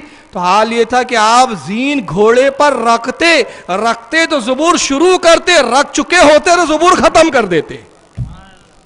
تو جب داؤد اگر زین رکھتے وقت زبور ختم کر دے تو کیا علی رکاب میں پیر رکھتے وقت قرآن ختم نہیں کر سکتے؟ کیونکہ وہ نبی کا معجزہ تھا، یہ علی کی کرامت تھی. اگر اس پر ڈاؤٹ ہے تو پھر اس پر بھی ڈاؤٹ کرنا چاہیے. اور اس پہ ڈاؤٹ کریں گے تو تمہارے اہل حدیث ہونے کا بھرم کھل جائے گا، کیونکہ پھر بخاری کا خون کرنا پڑے گا تمہیں. اور بخاری تو تمہاری حرز جاں ہے. مگر اس پر بھی ڈاؤٹ ہو، اگر بخاری پر بھی ڈاؤٹ ہو تو چلو قرآن پہ تو ڈاؤٹ نہیں ہوگا نا، جب قرآن کا بھی انکار کرو گے. چلیے آئیے ذرا قرآن سے پوچھتے ہیں قرآن کیا کہتا ہے. پارہ نمبر 19 ہے، سورہ نمل ہے، اور اس کی آیت 37 سے لے کر 40 تک، 37 سے لے کر 40. سورہ نمل سلیمان علیہ السلام کا ذکر کر رہا ہے قرآن. پرندے خبر لاتے ہیں کہ ملک سبا میں ایک رانی ہے، ایک شہزادی ہے جو حکومت کرتی ہے، بڑی حسین و جمیل ہے، مگر سورج کو پوجتی ہے. اور ایک تخت ہے اس کا. اور تخت کہاں ہے؟ آپ تعجب کرو گے. یہ تخت ہے اس کا، بہت بڑا تخت، سونے اور چاندی کے ہیرے جواہراتوں سے مزین ہے وہ تخت، ہیرے لگے ہوئے، بڑا خوبصورت. بلکہ ابن کثیر نے قصاص الانبیاء میں اس کی شرح جو کی، کہا کہ وہ تخت اتنا بڑا تھا. کتنا بڑا تھا؟ بلقیس کا تخت. بلقیس نام تھا اس عورت کا، سنا ہوں گا واقعہ آپ نے. بلقیس کا تخت اتنا بڑا تھا کہ اس پورے تخت پر 700 لوگوں کا دربار بھرتا تھا. آپ سوچ رہے ہوں گے تخت اتنا سا کرسی ہوں گی، کرسی نہیں تھی وہ اتنا بڑا تخت تھا کہ بلقیس اس پر بیٹھتی تکیہ لگا کے، اور اسی تخت پر 700 اس کے درباری بیٹھا کرتے تھے. دربار جب خاص ہوتا اس کا، اتنا بڑا تخت تھا. اس تخت کو ایک کمرے میں قید ہے، کمرے میں رکھا ہوا ہے. اس کمرے کے بعد پھر دوسرا کمرہ، پھر تیسرا کمرہ. پیاز کے چھلکے ہوتے ہیں نا، جیسے ایک کے اوپر ایک، ویسے کمرے ہیں. 7 کمرے اور بیچ میں وہ تخت ہے حفاظت کے لیے. اور ہر کمرے کے دروازے کے باہر سپاہی. حضرت سلیمان نے اس کو خط لکھا کہ میری اطاعت کر، میری نبوت کا اقرار کر، میرے پروردگار کو مان، سورج کی پوجا چھوڑ، اس کو پوج جس نے سورج کو پیدا کیا. بلقیس نے کہا کہ میں خود ملوں گی، دیکھوں گی وہ واقعی نبی ہے یا نہیں۔ حضرت سلیمان دربار میں فرماتے کون ہے؟ اس تخت کو لے آئے بلقیس کے میرے دربار میں آنے سے پہلے، تاکہ بلقیس جب میرے دربار آئے تو وہ میرے اس معجزے کو دیکھ کر نبی مان لے کہ وہ تخت جو اتنی حفاظتوں میں رکھا ہوا ہے، واقعی یہ نبی کا کام ہے کہ ایسے حفاظتوں کے گھیروں کو توڑ کر اس تخت کو اپنے پاس بلا لینا۔ اور ملک سبا حضرت سلیمان کے وطن سے کتنی دور تھا؟ 15 دن جانے کے لیے لگتے تھے، 15 دن آنے کے لیے لگتے تھے، یعنی 1 مہینے کا سفر۔ جانے کے لیے کتنے دن؟ 15، واپس آئیں گے تو 15، 1 مہینے کا سفر اونٹوں کا اس زمانے کا۔ کون ہے جو اس تخت کو میرے دربار میں لے آئے؟ ایک کالا جن کھڑا ہوا، وہ جناتوں میں سے تھا، کالا دیو تھا، کام میں تخت لے آؤں گا آپ کے دربار ختم ہونے سے پہلے، آپ کا دربار برخاست تو اس سے پہلے تخت آپ کے پاس ہوں گا۔ دربار کتنے ٹائم کا تھا؟ فجر کے بعد شروع ہوتا، 10 بجے ختم ہو جاتا، یعنی دنیاوی ٹائم سے میں آپ کو اگر کیلکولیٹ کر کے بتاؤں تو سمجھ لیجئے 6:30 بجے سے دربار شروع ہوا، 10 بجے ختم ہو گیا۔ کتنے گھنٹے ہوئے؟ 3.5 گھنٹے۔ 3.5 گھنٹے کا دربار، یعنی 3.5 گھنٹے کے اندر لے آؤں گا۔ تو حضرت سلیمان نے کہا ارے واہ یار، بہت بڑا کام کیا تم نے، 30 دن کے سفر کو 3.5 گھنٹے کے اندر سمیٹ رہا ہے تو 30 دن کے سفر کو 3.5 گھنٹے میں سمیٹ لیا، جا لیا۔ مگر سلیمان کو علم غیب تھا، جانتے تھے میرے دربارے میں اس سے بڑے بڑے بھی پاور اور طاقتور بیٹھے ہوئے ہیں۔ کہا میں اس سے زیادہ جلدی چاہتا ہوں، اس سے زیادہ جلدی۔ اب قرآن کہتا ہے قال الذی عندہ علم من الکتاب انا آتیک بہ قبل ان یرتد الیک طرفک۔ قرآن کہتا ہے کہ بس تبھی ایک شخص کھڑا ہوا، اور یہ شخص کون ہے؟ مفسرین کہتے ہیں اس کا نام ہے آصف ابن برخیہ۔ اور یہ کون ہے یہ بھی بتا دوں آپ کو، آپ کی نالج میں اضافہ ہو جائے۔ یہ حضرت سلیمان کا خالہ زاد بھائی تھا، رشتہ دار بھی تھا، انسان تھا، جن نہیں تھا۔ حضرت سلیمان کا وزیر تھا، حضرت سلیمان کا رشتے میں خالہ زاد بھائی تھا۔ قرآن کہتا ہے کہ آصف ابن برکیہ کھڑا ہوا، قال الذی، اور اس نے کہا عندہ علم من الکتاب۔ اب عربی کی فصاحت پر ذرا غور کریں آپ، علم، جس کے پاس کتاب کا تھوڑا سا علم تھا، پوری کتاب کا علم نہیں تھا۔ اور کون سی کتاب؟ زبور۔ زبور کتاب کا پورا علم نہیں تھا۔ علم کتاب فی الکتاب، علم من الکتاب، جس کے پاس کتاب کا تھوڑا سا علم تھا، وہ کھڑا ہوا اور اس نے کہا انا آتیک بہ قبل ان یرتد الیک طرفک، اے سلیمان میں آپ کے لیے وہ تخت لے آؤں گا اس سے پہلے کہ آپ پلک بھی جھپکا نہ پائے، آپ کی پلک جھپکیں گی بھی نہیں، کہ جھپکنے سے پہلے تخت آپ کی بارگاہ میں ہوں گا۔ فلما، پس وہ گیا، رہا مستقرن عندہ، قال ھذا من فضل ربی۔ قرآن کہتا ہے کہ بس سلیمان نے پلک جھپکائی بھی نہیں تھی کہ تخت ان کے قدموں میں تھا۔ سلیمان نے کہا ھذا من فضل ربی، یہ میرے رب کا فضل ہے کہ میرے غلاموں میں آصف ابن برکیہ جیسے بھی ہے، کہ جن کی قوت کا یہ عالم ہے۔ اب گئے کیسے سلیمان؟ یہ آصف ابن برکیہ گئے کیسے تخت لانے؟ مفسرین نے کہا ہوا میں اڑتے ہوئے نہیں گئے، سپاہیوں سے لڑا نہیں۔ اب 7 گھر کمرے، ہر کمرے کے باہر سپاہی، ان سے جدوجہد کرنا، لڑنا، دروازہ کھولنا، اس میں وقت ضائع ہو جائے گا، پلک جھپکنے سے پہلے تخت نہیں آ سکتا۔ اب آپ تعجب پڑ جائیں گے جو مفسرین نے، محدثین نے لکھا کہ آصف ابن برکیہ گئے کیسے؟ زمین کو چیرتے ہوئے گئے اور زمین کو چیرتے ہوئے تخت لے کر آئے ہیں۔ اب یہ سارا عمل زمین کو چیرتے ہوئے جانا 30 دن کے سفر کی راہ پر، اور واپس آنا 15 دن کے سفر کی راہ پر، چیرتے ہوئے جانا، اسی جگہ سے آنا، آپ اندازہ لگائیے پورا عمل کتنی دیر میں ہو رہا ہے؟ پلک جھپکانے سے اندر۔ اور یہ کون ہے؟ سلیمان کا خالہ زاد بھائی۔ تو اگر سلیمان کا خالہ زاد بھائی پلک جھپکانے سے پہلے 30 دن کی مسافت کو اتنا سمیٹ سکتا ہے تو علی رسول اللہ کا چچا زاد بھائی ہے، تو اگر وہ پورے قرآن کو اگر رکاب میں پیر رکھنے کے درمیان میں پڑھ لے تو کیا تعجب کی بات ہے؟ کیا تعجب کی بات ہے؟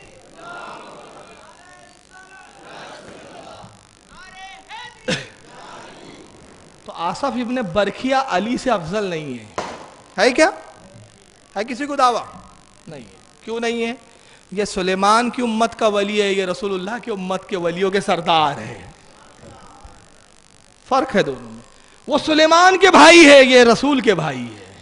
और आसफ इब्न बरखिया दामाद भी नहीं था, यहां तो दामादी का भी रिश्ता है। और फिर यही नहीं, सुलेमान अलग मिट्टी से बनाए गए थे, आसफ इब्न बरखिया अलग मिट्टी से, मगर मेरे आका कहते हैं अली जिस नूर से मेरी तख्लीक हुई उसी नूर से तेरी भी तख्लीक हुई है। तेरी जिन्स और मेरी जिन्स एक ही है, जिन्स भी एक है। तो कहां अली, तो कहां अली आपके समझ में आएंगे? अब आइए एक चीज मैं आपको और बताता हूं। और भाई कैसे, चलिए एक बड़ी बात याद आ गई, हालांकि आगे बोलना चाह रहा था, मौजू छिड़ गया तो बोल देता हूं।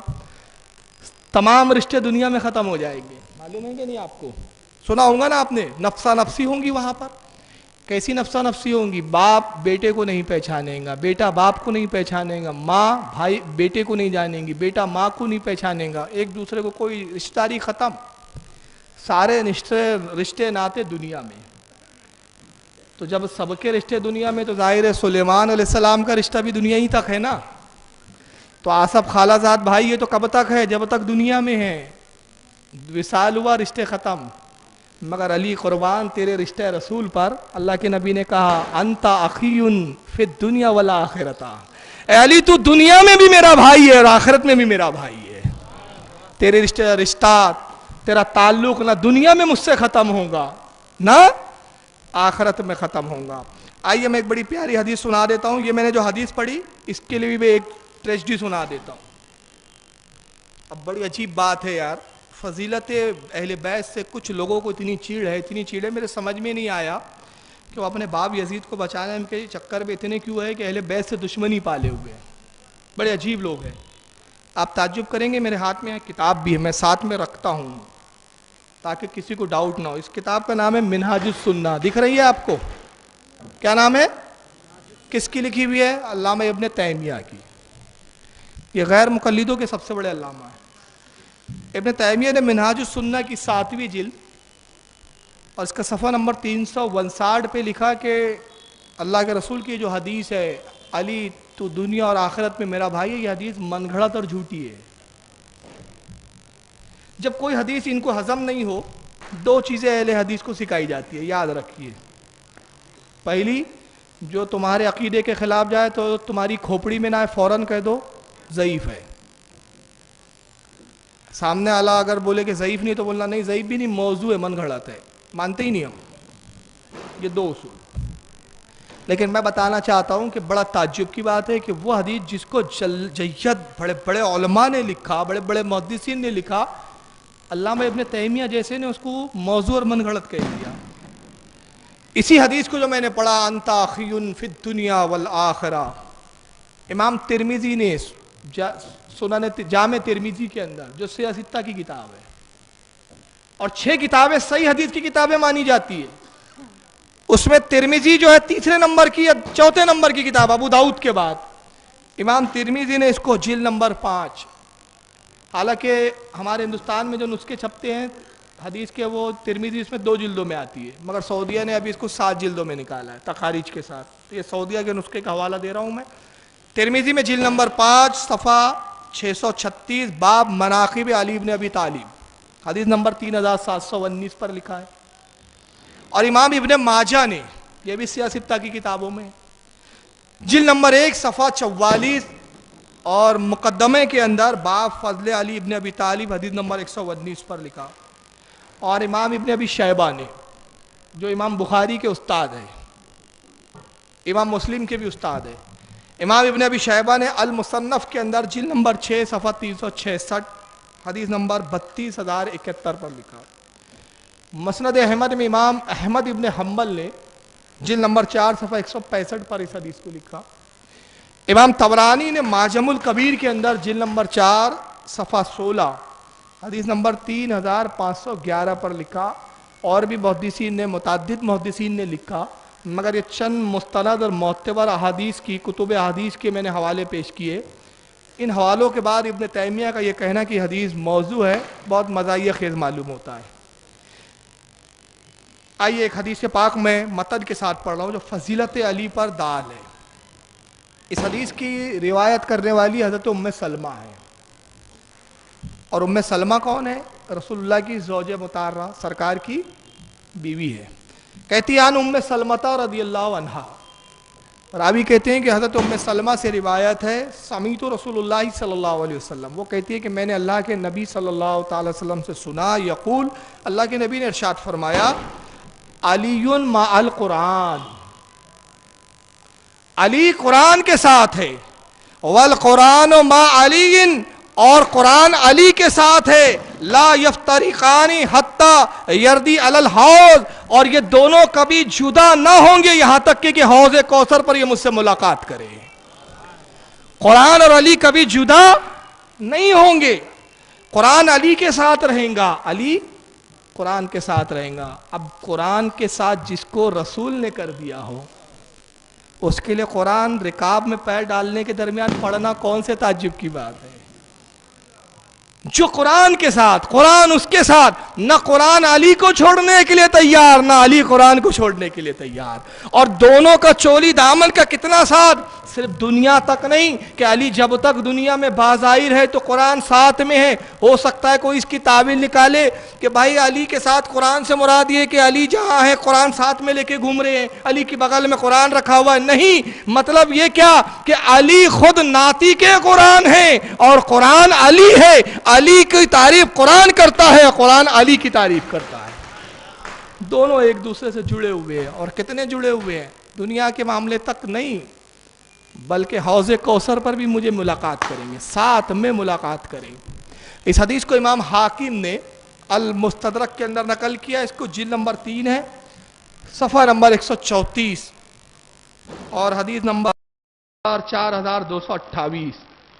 اور امام طبرانی نے معجم الاوسط کے اندر جلد نمبر 5 صفحہ 135، حدیث نمبر 4880. اور امام حیثمی نے مجمع الزوائد کے اندر جلد نمبر 9 صفحہ 134 پر کیا. قرآن علی کے ساتھ، علی قرآن کے ساتھ. قرآن علی کی زبان پر کتنا آسان، کتنا لطیف. گھوڑے کی رکاب میں ایک پیر رکھیں، دوسرے پیر کے درمیان میں ختم کر لے. اب سوال یہ پیدا ہوتا ہے یہ علم آیا کہاں سے نبی کے، علی کے پاس؟ یہ کرامت ملی کس بارگاہ سے؟ یہ عظمت میسر کہاں سے آئی علی کے لیے؟ اس کا پس منظر تو میں بعد میں بتاؤں گا، اس کا پہلے پیش خیمہ بتا دیتا ہوں. پیش منظر کیا ہے؟ حضرت علی کی والدہ کا نام ہے فاطمہ بنت اسد، ابو طالب کی بیوی ہے اور رسول اللہ کی بڑی چہیتی بیوی ہے، چاچی ہے، معاف کیجیے گا، استغفر اللہ، لا حول ولا قوت الا باللہ، لا الہ الا اللہ محمد رسول اللہ، سرکار کی چچی ہے. حضرت علی جب ان کے شکم میں آئے تو نبی نے فرمایا حدیث پاک میں میرے اور علی کی تخلیق ایک ہی نور سے ہوئی ہے، ایک ہی نور سے. تو جب علی اپنے والدہ کے شکم میں آئے تو صاحب کرامت تھے، صاحب کرامت تھے. اور کیسے صاحب کرامت تھے؟ نزہۃ المجالس کے اندر حضرت علامہ امام عبد الرحمن صفوری رحمۃ اللہ تعالی علیہ نزہۃ المجالس کی جلد نمبر 2 صفحہ 210 اس پر فرماتے ہیں کہ حضرت فاطمہ بنت اسد جب جاتی خانہ کعبہ میں تاکہ بتوں کو سجدہ کرے تو اچانک پیٹ میں درد شروع ہونے لگتا،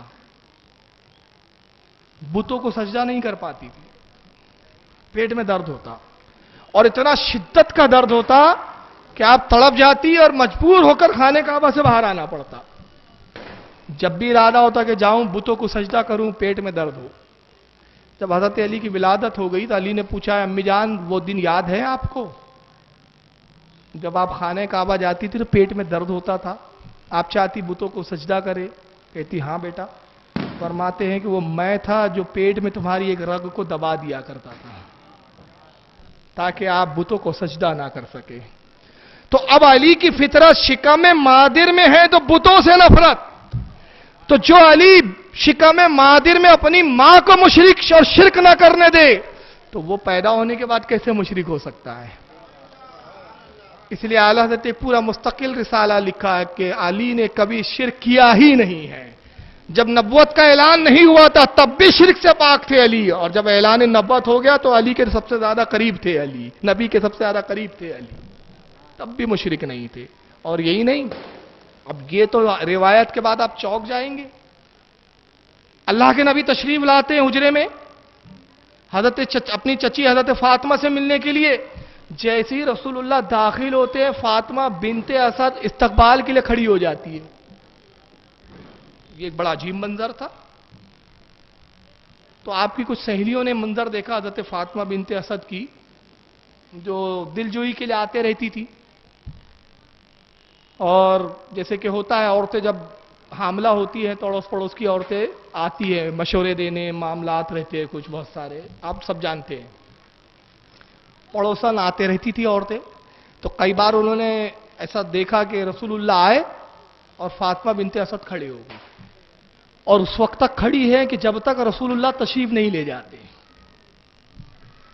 تو عورتوں نے کہا کہ فاطمہ بنت اسد بڑے تعجب کی بات ہے، محمد تمہارا بھتیجا ہے، بھتیجے کو اپنی چچی کا ادب کرنا چاہیے، معاملہ یہاں الٹا نظر آتا ہے، ہم دیکھتی ہیں کہ محمد آتے ہیں اور تم ادب کے لیے کھڑی ہو جاتی ہے، یہ کوئی اچھا معلوم نہیں ہوتا، عربی تہذیب کے خلاف ہے یہ۔ تو آپ کہتی ہیں کہ اے عورتوں تم یقین نہ کرو گی، لیکن پوچھا ہے تو سنو، قسم خدا کی میں کھڑے نہیں ہوتی، یہ پیٹ کا بچہ مجبور کرتا ہے کہ رسول اللہ آئے کھڑے ہو جاؤ۔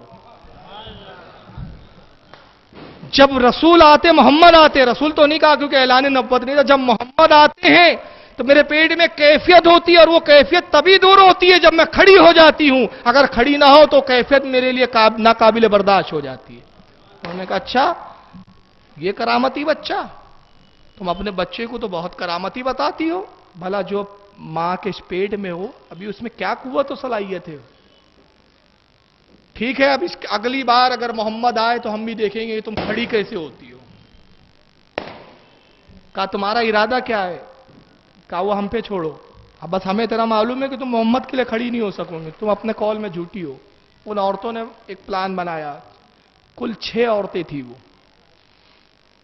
کہا کہ ہم فاطمہ بنت اسد کے گھر بیٹھے رہیں گے، اور جیسی محمد آئیں گے کھڑی ہونا چاہیں گے، ہم سب کے سب مل کر دبا دیں گے، اٹھنے نہیں دیں گے، پھر دیکھیں گے کیسے اپنے قول میں سچی ہے۔ اب یہ عورتیں بیٹھی ہیں گفتگو کر رہی ہیں، بار بار دروازے کی طرف دیکھتی ہے کہ محمد کب آتے ہیں صلی اللہ علیہ وسلم۔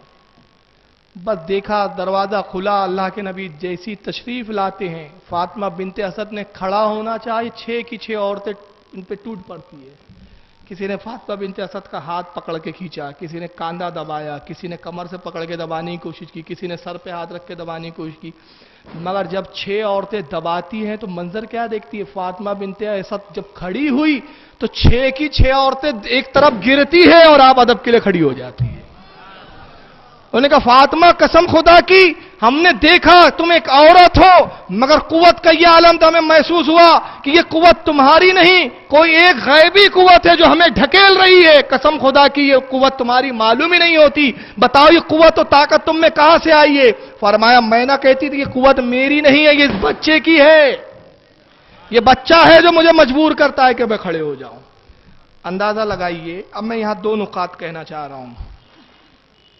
ماں کے پیٹ میں ہے علی، لوگوں کا تو خیال ہے کہ نبی کو دیوار کے پیچھے کی خبر نہیں،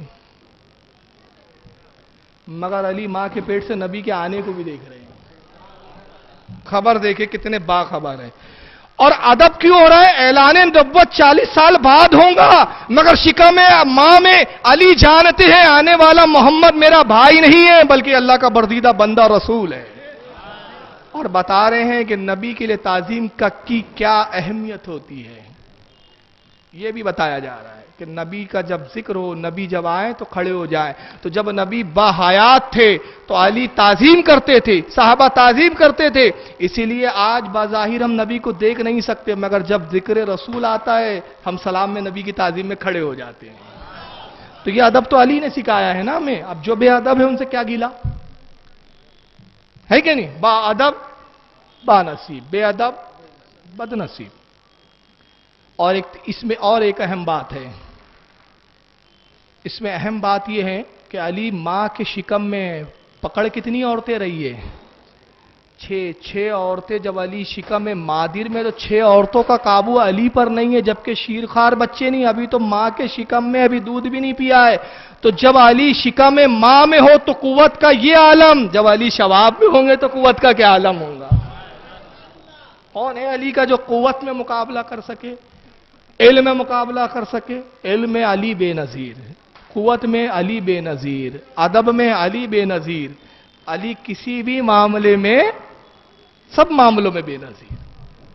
और जब मां के शिकम में विलादत का मौका आता है, पैदाइश का मौका आया। अब मैं यहां एक बात बोलना चाह रहा हूं, मैं तनकीस मकसूद नहीं है, खुदा रहा इसको किसी गलत चीज पे महमूल ना करे। मकसद अजमत बताना है, और हम इश्क के बंदे हैं, हम इश्क के बंदे हैं, बात क्यों बढ़ाई है।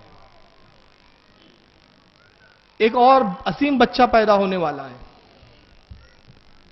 और वो बच्चा कितना अजीम है, जिसका बाप ही नहीं है, कुदरत इलाही से पैदा हो रहा है वो बच्चा।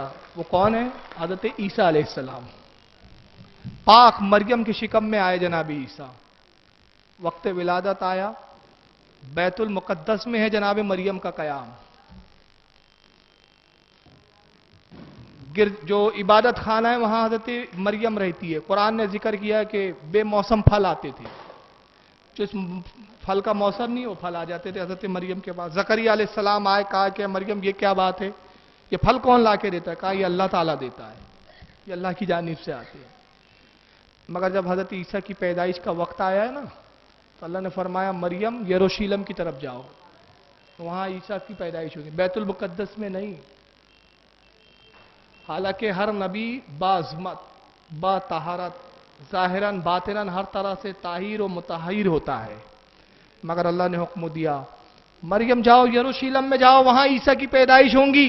मगर आप अली की अजमत को देखें, मैं ईसा अलैहिस्सलाम की अजमत की नफी नहीं कर रहा हूं, वो नबी है, नबी नबी होता है, वली वली होता है, वो नबी है या वली है।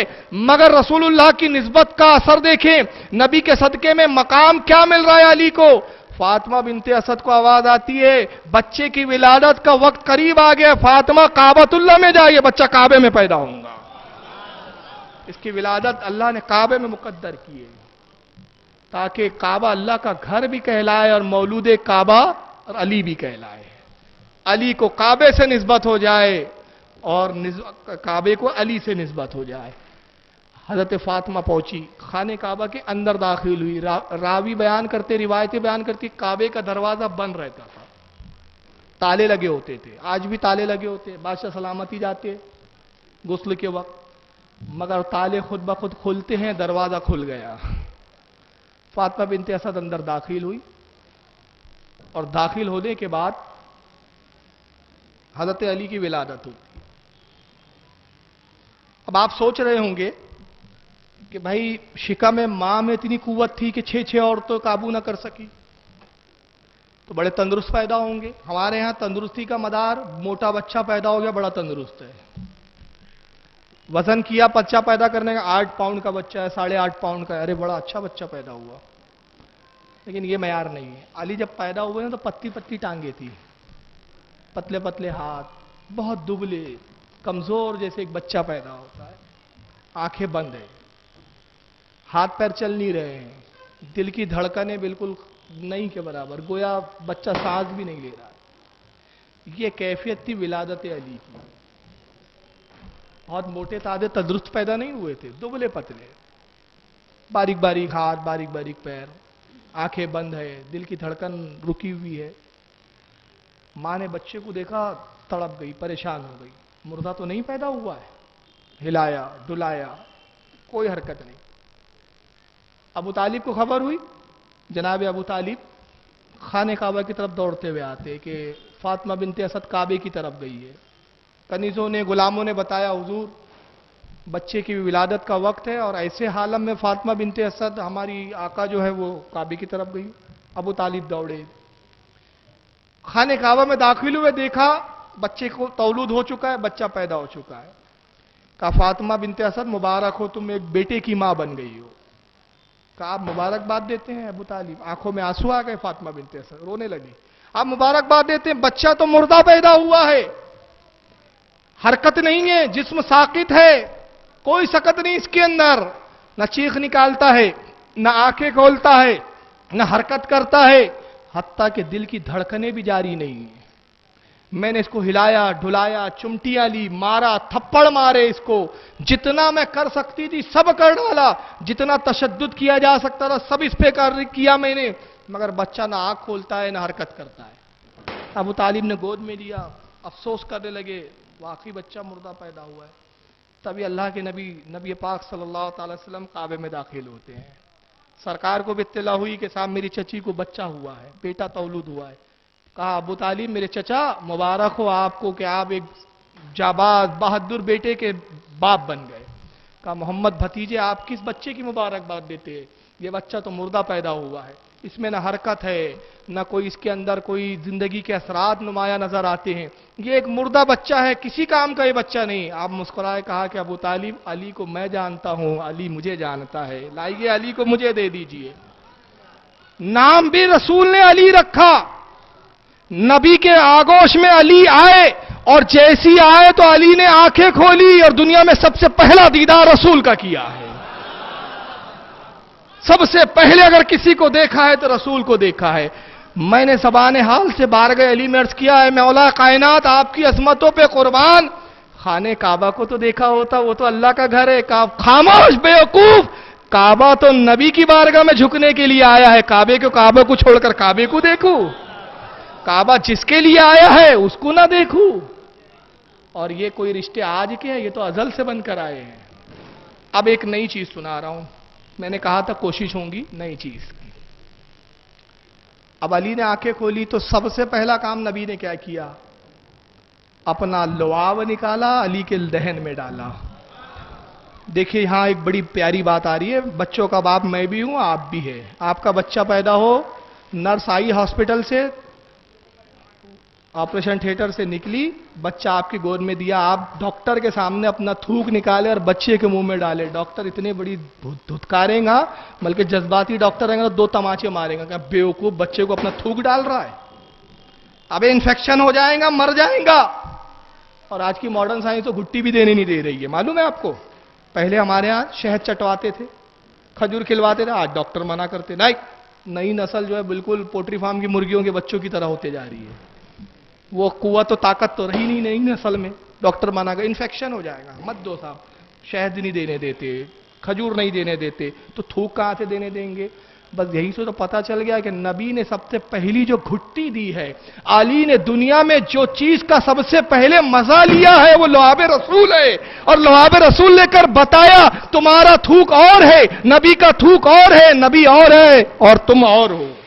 تو جب تم نبی کے لعاب کا مقابلہ نہیں کر سکتے تو نبی سے کہاں مقابلہ ہو سکتا ہے؟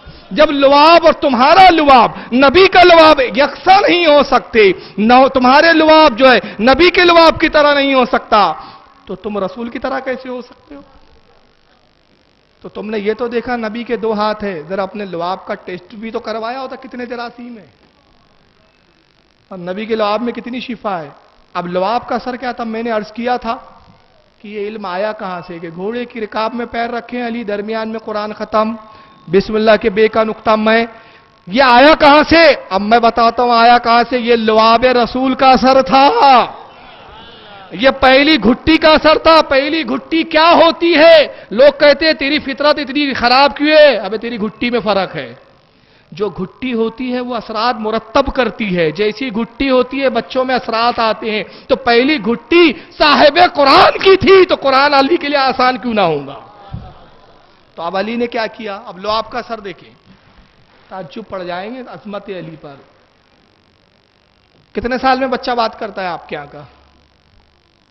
آج کے بچے تھوڑے فاسٹ ہیں، 9 مہینے میں بات کرنے لگتے ہیں، پہلے کے بچے سلو تھے، 1.5 سال تک توتلا ہی بولتے تھے، ہے نا؟ آج کے بچے تھوڑے فاسٹ ہیں، لائف فاسٹ ہو گئی تو بچے بھی فاسٹ ہو گئے، 9 مہینے 8 مہینے میں بچے بولنے لگتے ہیں، سال بھر میں تو اچھا خاصا بولتا ہے بچہ۔ ٹھیک ہے آپ کے بچے بہت انٹیلیجنٹ، بہت فاسٹ، مگر علی کے مقابلہ نہیں ہو سکتا۔ علی نے لعاب رسول کو جیسی لیا تو سب سے پہلا کلام کیا کیا؟ السلام علیکم یا رسول اللہ۔ بات سمجھ میں نہیں آئی؟ ابھی تو اعلان نبوت نہیں ہوا ہے، اعلان نبوت. دیکھیں ایک بات عرض کر رہا ہوں, اعلان نبوت کیا تھا رسول نے ابھی نہیں. 40 سال کی عمر میں ہوں گا اعلان نبوت. جب علی کی عمر ہوگی 7 سال, 7 سال باقی ہے اعلان نبوت کے لیے. دنیا میں تو ابھی کوئی جانتا ہی نہیں ہے نبی ہے, مگر علی سب سے پہلا جو جملہ کہہ رہے ہیں, پیدا ہوئے ابھی کچھ گھڑیاں ہوئی ہے, پہلا کلام کیا ہے علی نے, پہلی گفتگو کی ہے علی نے, اللہ کا نام نہیں لیا. کیا کہا؟ السلام علیکم یا رسول اللہ. معلوم ہوا سلام ہے تو تعظیم خدا بھی ہے, سلام نہیں ہے تو تعظیم خدا میں بھی کچھ نہیں ہے. سلام ہے تو عبادت ہے, سلام کا منکر ہے تو عبادت بھی کسی کام کی نہیں. سلام سب سے اہم ہے. وفادار رسول ہے تو وفادار خدا ہوں گا. اب علی نے سلام کیا سب سے پہلے اور کہا السلام علیکم یا رسول اللہ. گویا علی نے بتایا میرا علم دیکھو, میں پیدا ہونے سے پہلے بھی جانتا تھا, پیدا ہونے کے بعد خبر بھی دے رہا ہوں کہ یہ نبی ہے. یہ پیدا ہونے کے وقت بھی نبی تھا, جب اس کا نور بنا تب بھی نبی تھا, جب آدم مٹی اور پانی میں تب بھی نبی تھا. میں اس وقت سے نبی کو جانتا ہوں. تو وہ کتنے جاہل ہے جو کہتے ہیں 40 سال کے بعد نبوت ملی. علی نے بتایا تم بیوقوف ہو, 40 سال کے بعد نبوت نہیں ملی ہے, اعلان نبوت ہوا ہے, نبوت کا اعلان ہوا ہے. اب علی نے کیا کیا ذرا سنیں. سلام کیا تو رسول اللہ نے فرمایا وعلیکم السلام یا علی, علی تجھ پر بھی میری طرف سے سلام ہو. اب دوسرا کلام علی کرتے, اے اللہ کے نبی آپ اگر حکم دے تو توریت سناؤں, آپ حکم دے تو انجیل سناؤں, آپ حکم دے تو قرآن سناؤں, آپ حکم دو تو انجیل سناؤں. اللہ کے نبی نے فرمایا علی توریت پڑھو. علی نے توریت کی تلاوت شروع کی. نبی نے کہا علی رک جاؤ, انجیل پڑھو. علی نے انجیل پڑھا. نبی نے کہا علی رک جاؤ. نبی نے پھر فرمایا زبور پڑھو. علی نے زبور پڑھا. پھر فرمایا قرآن پڑھو.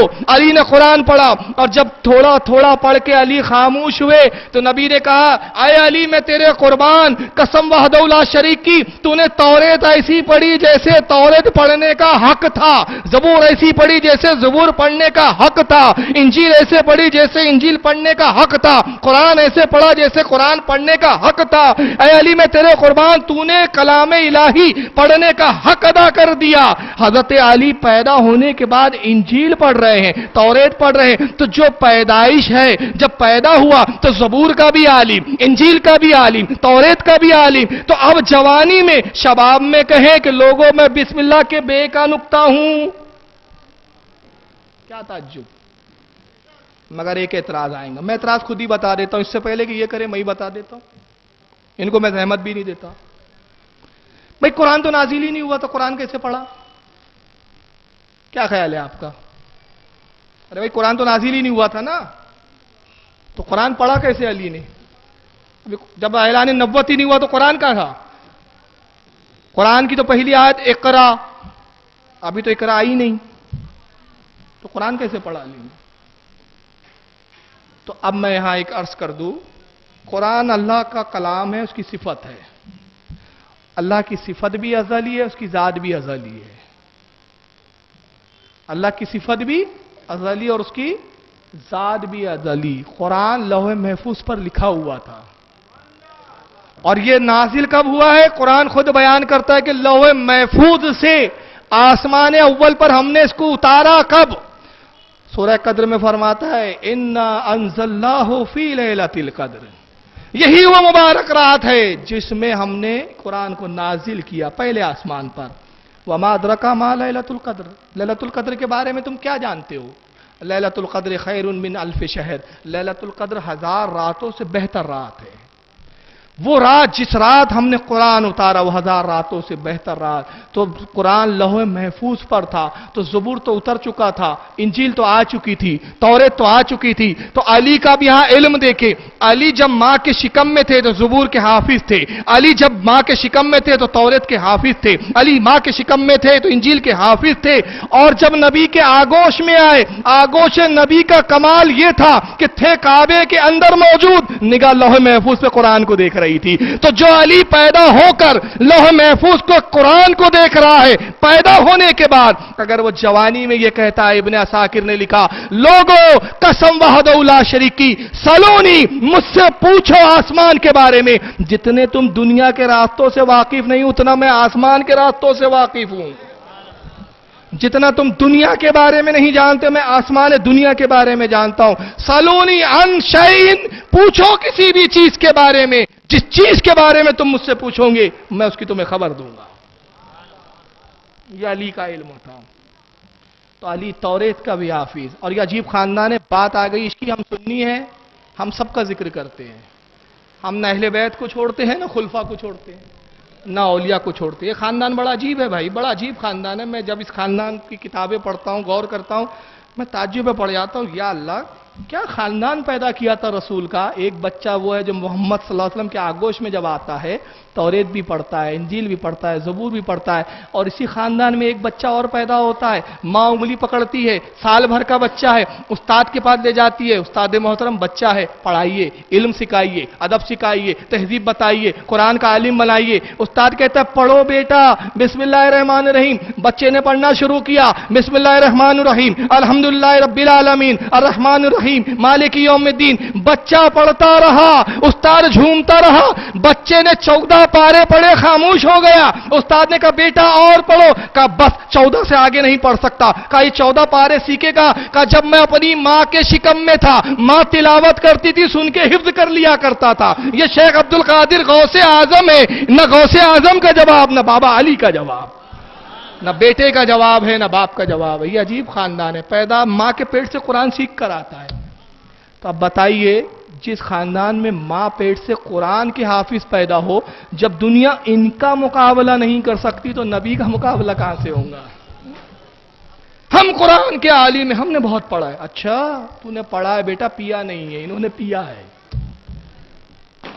तूने पी किताबों से, इन्होंने पी निगाहों से। फर्क है ऐसा ही तेरे और उनके पीने में। पीने पीने की बात है, ये निगाहों से पीते हैं। ये लुआब रसूल का कमाल था। इंशाअल्लाह कल और फ़ज़ाइल अली पर हम गुफ्तगू करेंगे। अल्लाह ने चाहा तो। अल्लाह ताला से दुआ है कि मालिक कायनात हम सब को अहले बैत का मुहिब बनाए। वमा अलैना इल्लल बलाग।